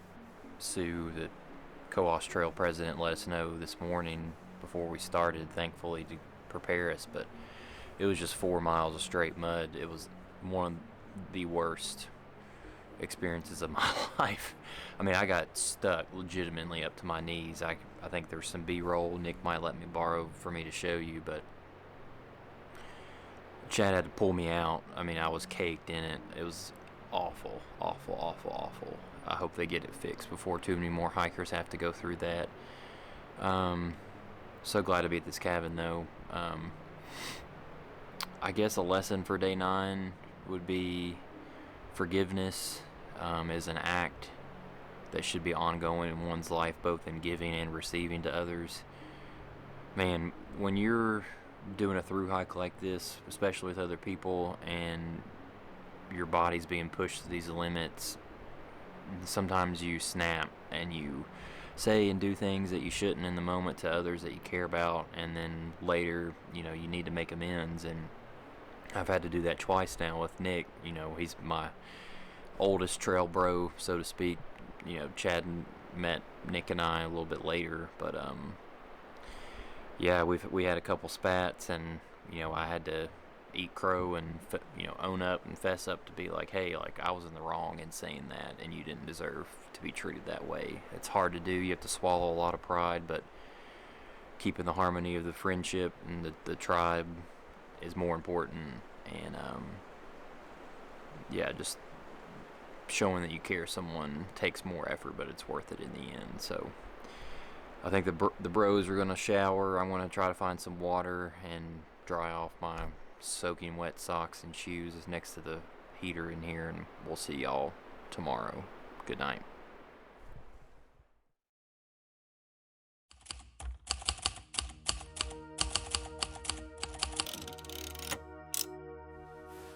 Dry? Huh? Pretty dry. So they better be dry. Dang. Been a long time since we've worn full rank here. I wore it today. I won't came with it, y'all. It was great.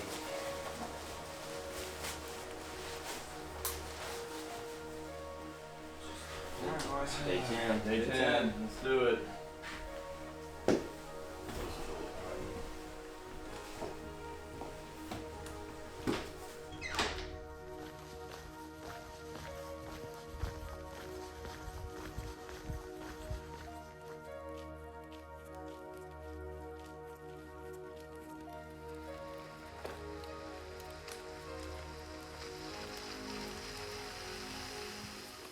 Good morning.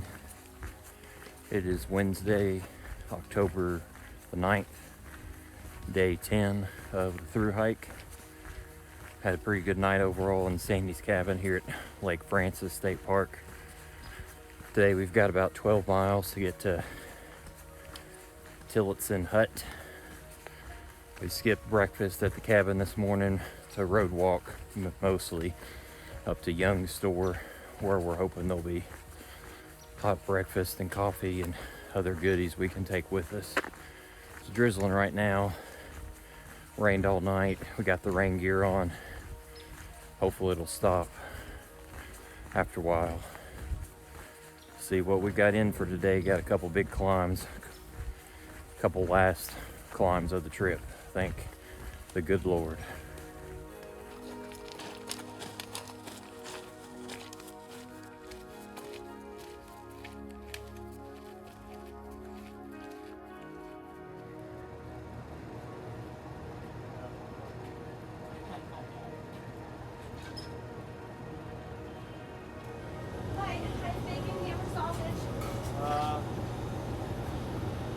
Sausage, please. No. It's gonna be wet shit. It'll be wet and cold. It's only 39 this morning. Yeah, that's about what we figured.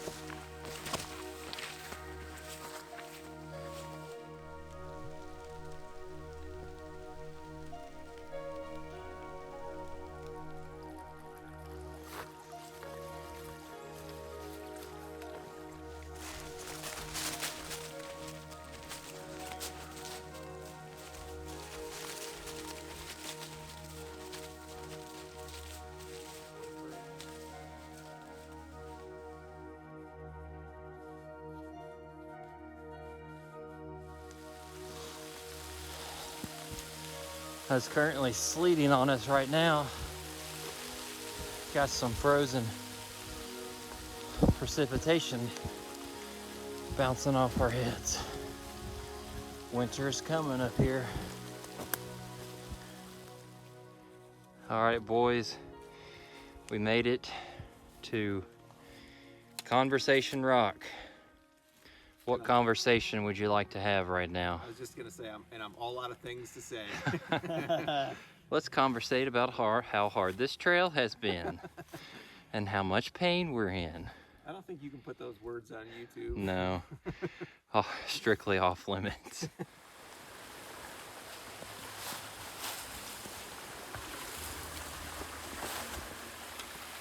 Middle rock. There you go.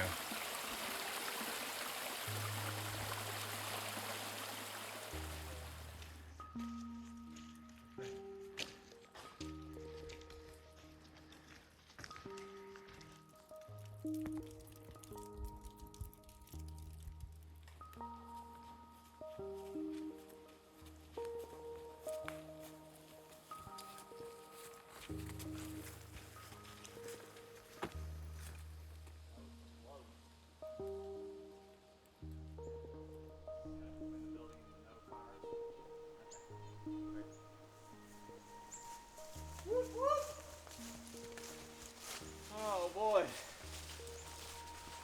Oh. Yeah.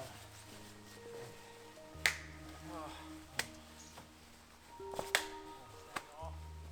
Dry spot. Yeah. We can hear the road. That's kind of annoying though.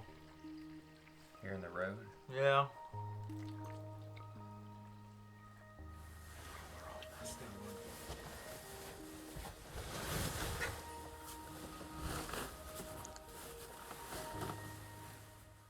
Here's the route for day 10. Started here at Lake Francis State Park, took the road up River Road, then the Minion Young Trail west to Young Store. We stopped and had breakfast at Happy Corner. Dartmouth Road up. Then we summited Prospect Mountain and then later Covell Mountain with that Ramblewood Link Trail in between. Came up near Round Pond, cut down southwest, and arrived here at Neil Tillotson Hut. All right, we were here at Neil Tillotson Hut. Guess this is, yeah, the end of day 10. We got here around 2:15 p.m. Pushed through the rain and cold and Sleet. So yeah, sleet and sloppiness of the trail. Yeah, it's feels so nice to be sitting in a sleeping bag right now, rather than walking, especially with this being the 10th consecutive day. We did, I think, just right over 12 miles. I had a couple decent climbs up Prospect Mountain and Covell Mountain. And this is going to be kind of funny / ironic in terms of a lesson for day 10. Some days there's not a lesson to be learned, and it's just a day you got to get through. And that's what today felt like, with the rain and just body feeling like it's past its end for me, and for all of us, really. Just sometimes you can't find a whole lot of redeeming qualities. I mean, getting to stop at Young Store is definitely a great way to start the day, and getting here and being in your sleeping bag before it gets started is great. But besides that, you know, we just fought through pain, and got closer to the border, which is our goal. So we're gonna keep relaxing, warming ourselves up, having some food, and hopefully getting lots and lots of sleep with relative low amounts of throbbing pain overnight. So yeah, I guess we'll see you tomorrow. Good night.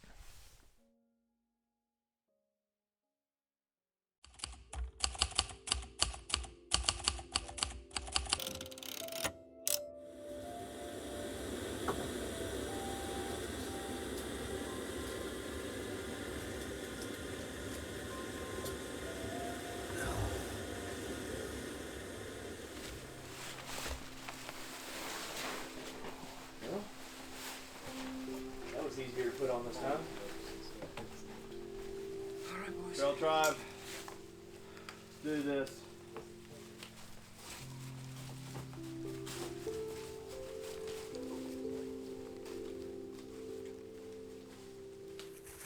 Good morning. It is Thursday, October the 10th, day 11 of the Cohos through hike.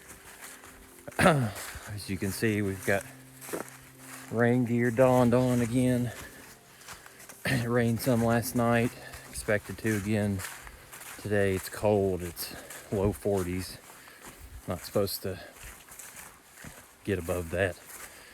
Got about 11 miles from Tillotson Hut, which we thoroughly enjoyed, to Deer Mountain Campground today. Got a cabin reservation waiting for us, corn popper cabin. Hoping it's got propane heat. And we're looking forward to getting penultimate day on the trail done. Let's see what we see.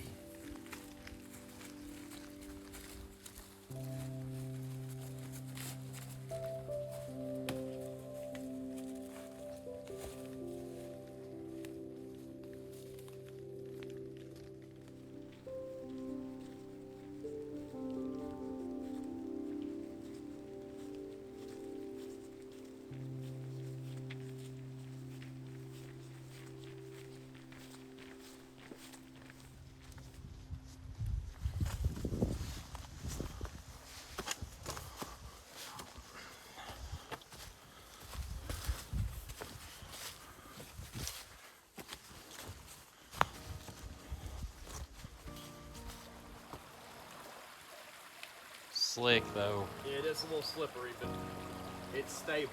This is not stable.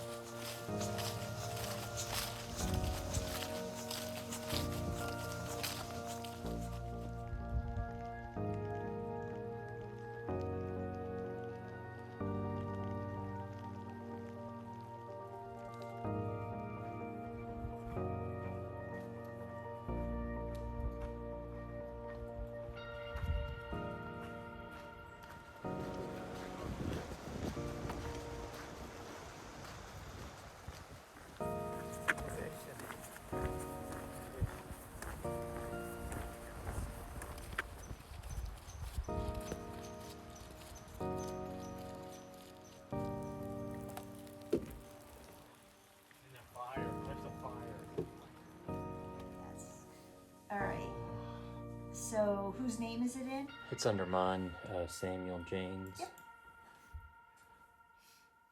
Okay. 2 straight days now of cold rain. Oh, it's awesome.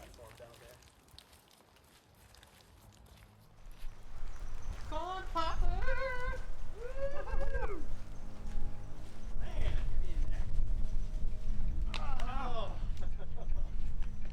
Oh, let's get inside. Oh, it's a castle!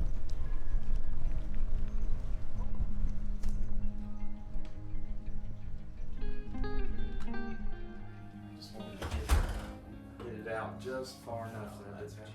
I gotta get these socks off. I know.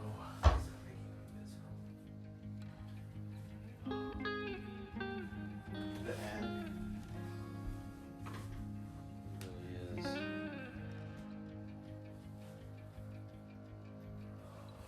Oh, is there light? Not upset if you're covering it like that.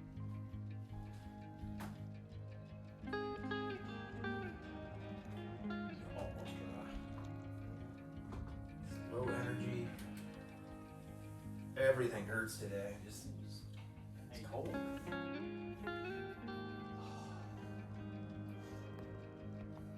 Yeah, if we had hey.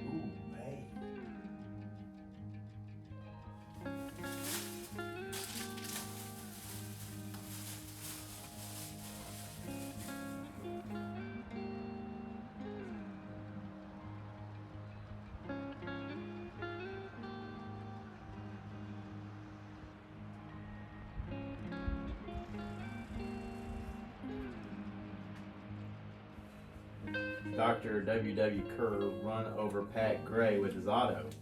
He dragged Gray 72 feet before stopping. Pat had been taking something. Really? October 12, 1910. Ned Towle was drunk last night, and George Hilliard ran over him with the 4-horse team. Hurt him quite bad. Here is the route for day 11. Started there at the old Tillotson hut, took the Bog Big Bridge Trail around the northeast inlet of First Connecticut Lake, moved on to Moose Alley Trail, Falls in the River Trail, Idlewild Spur Trail, and then lower, middle, and upper Black Cat Trails to Deer Mountain Campground. And finally, here's the route for the final day, day 12 on the Cohos Trail. Starting at Deer Mountain Campground, taking Sophie's Lane up on the Connecticut River, past 3rd Connecticut Lake, hit the U.S. port of entry for Pittsburgh, come up the ridge, finish on the loop around 4th Connecticut Lake at the northern terminus. All right, here we are at the end of day 11 of Cohos Trail through hike. Did just right over 11 miles from the old Tillotson hut to the corn popper cabin here at the Connecticut Lake State Park campground. Wonderful cabin, by the way. Couldn't recommend staying here enough. That was another slog. Off and on rain pretty much all day. Definite highlights to get to see the Connecticut River, falls in the river, and 2nd Connecticut Lake. But other than that, it was just pounding wet dirt to get to this next location. I guess that kind of leads into, I feel like I'm running out of lessons. But one thing I was thinking of today is that could apply for a lesson is sometimes when you get to the end of something where you're close to reaching some kind of goal that you set out to accomplish, the end phase of it probably is always a grind, and that's the way it's felt for all of us. Definitely for me, at least. These past several days have felt like an eternity, just going on and on and on, knowing that you're right there, but you're not, so to speak, and time starts acting weird, and you check your phone one too many times looking at the map to see how far your pen has gone across the trail and the terrain and stuff. So just something to remember, that nothing comes easy, especially at the end. So, but we are at the end because tomorrow's the last day and got less than 8 miles to get this thing wrapped up. So can't wait. Hopefully get lots of rest, and kind of hoping for a little snow in the morning. We'll see what happens. Good night.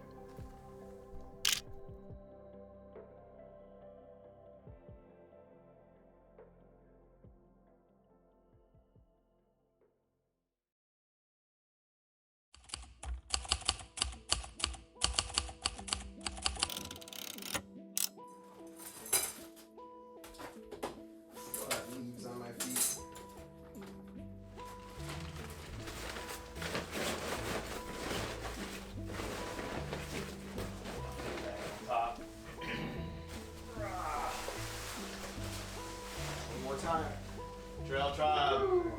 Let's do it.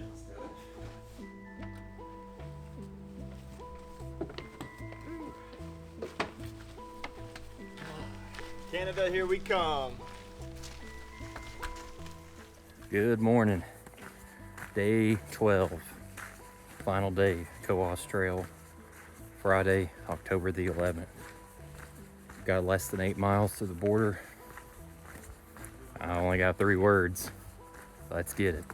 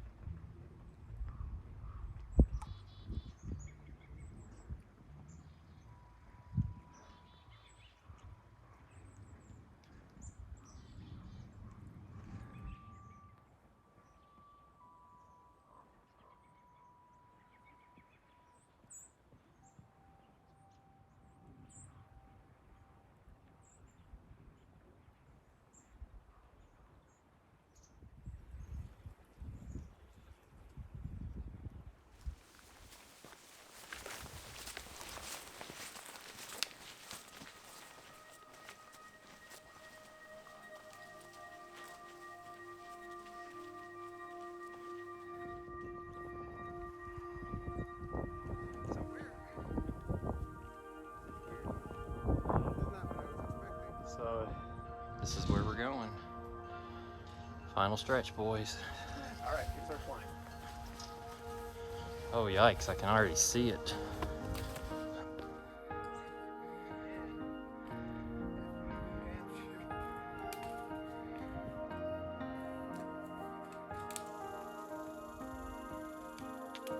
This is scary. I think we are literally walking the border right now. We're in no man's land. This way is United States, and that way is Canada. Pretty wild.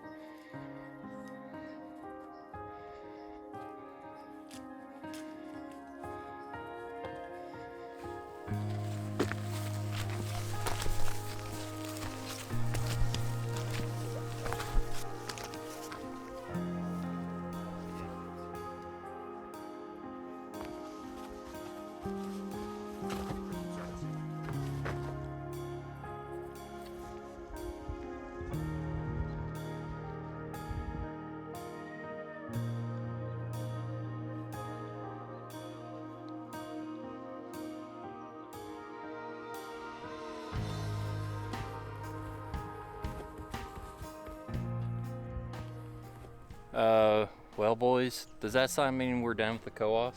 Yep. I'm gonna sit right here, and I'm not taking another step. Yeah. Doesn't feel like that should be the end, so we're gonna descend back down and do our celebrating at the border obelisk. But I guess this is the end. Woo! Every single mile. We did it.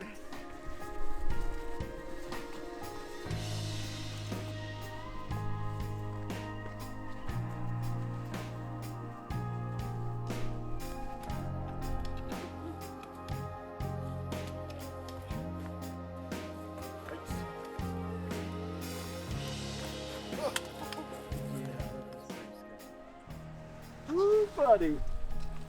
Woo! We did it. Oh. Oh, congratulations, brothers. Congrats. Congrats, Will. Oh, proud of you. Did every single mile. Congrats, man. Fighting through that pain. Good job. Love you guys. Love you. Love you guys. All right, here. All right, guys. Stand. We got kisses. Yeah. Wow. Everybody stand.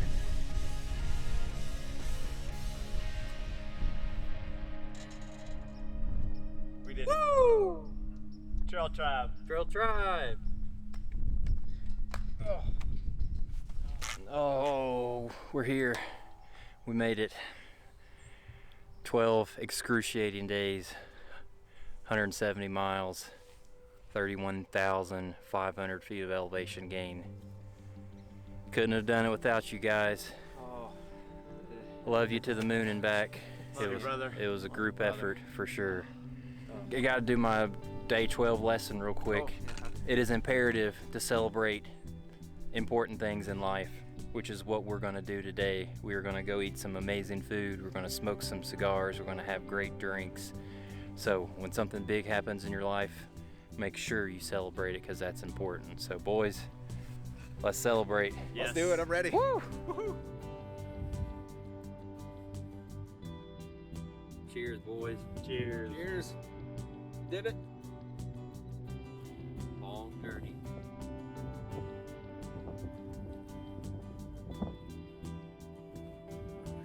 Samuel James, you just completed the Cohos Trail. What are you going to do next? Yeah, see? Going back to doggone Kentucky. Oh, whoa!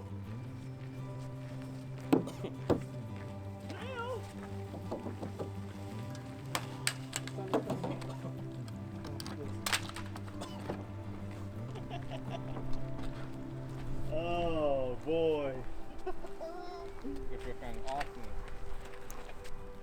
Finally can reveal the blaze that I got early. I've finally earned it. No more pressure. Walked it off. Band venue.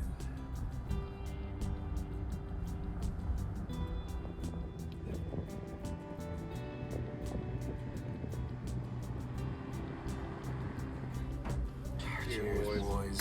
We did it. Where's this next? Yeah, maybe.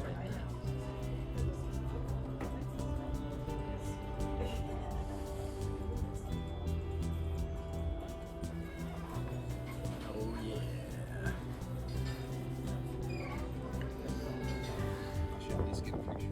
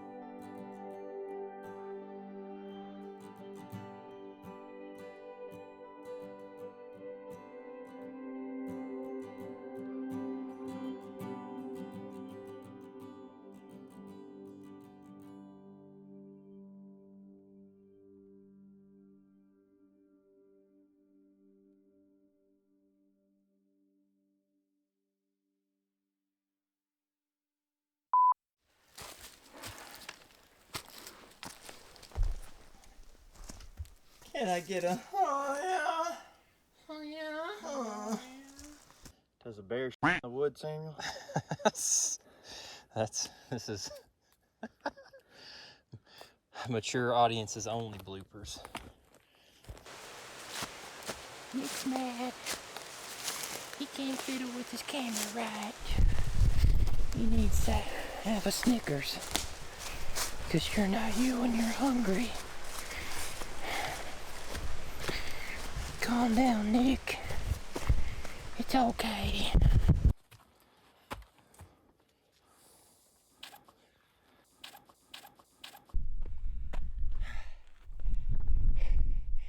It's so cold up here, my nipples are cutting my shirt.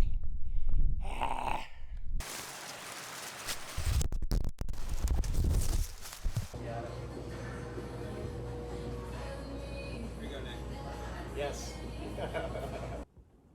Holy crap. Sorry. Way to ruin my shot, Nick. All right, you're good. Is the lighting okay, sir? Yep. None shall pass. Stop! In order to enter the enchanted forest, you must first answer 3 questions. All right, what's happening? Who would cross the bridge of death must answer me these questions 3. What is your name? What is your name? Well, my name is Michael Manhattan. What is your quest? What is your quest? Oh, Canada. What is your favorite color? What is your favorite color? That's 3. Oh no! I don't know that.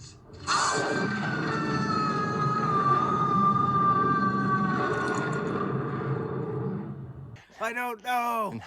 No, the actual question is, what is the volume of a scat pile of a North American black bear? 2.7 liters. Correct! Right, off you go. Oh, this thing's pretty. This is cool. Oh, turn my ankle. Hold on, let me... He wants the gimp to get his camera for him. What kind of friend is that? Oh, look at that. Look at that poop bag. Ooh. Oh, golly. Yeah, I got the eye of the tiger, and I'm ready to fight. Oh, why you take the camera from me?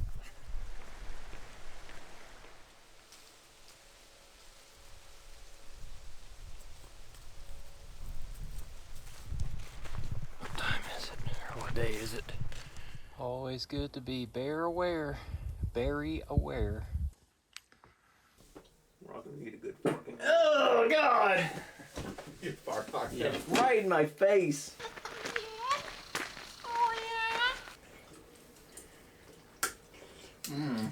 That was Splat. That was a splat. Bill says keep your poles upright and watch for bullwinkle. Not a squirt. There's a difference.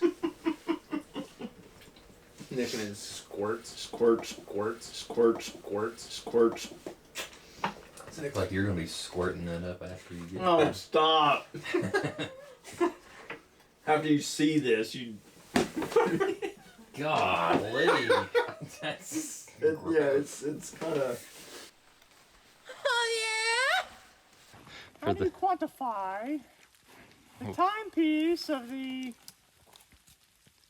elevation according to Google Maps versus REI Hiker Project and the third wind blowing from the west? What? Bro, what are you talking about, man? With rain, sleet, and little bits of blue sky. And an ATP from my bunghole. Couldn't have said it any better myself. Well done, boys.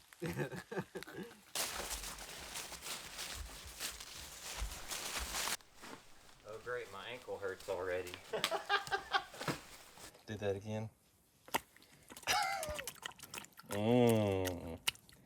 Looks like Nick's privy visit this morning.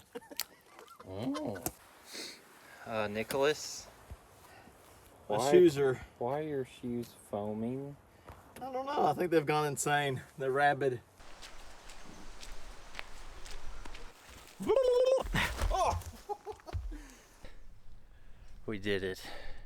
170 miles, 12 days, excruciating days, and now I'm totally blown out. Go away, son. Look at the absolute filth. Look at the absolute filth. Fingers in the gift ring. Look at this absolute filth. Absolute filth. Filth, filth, filth.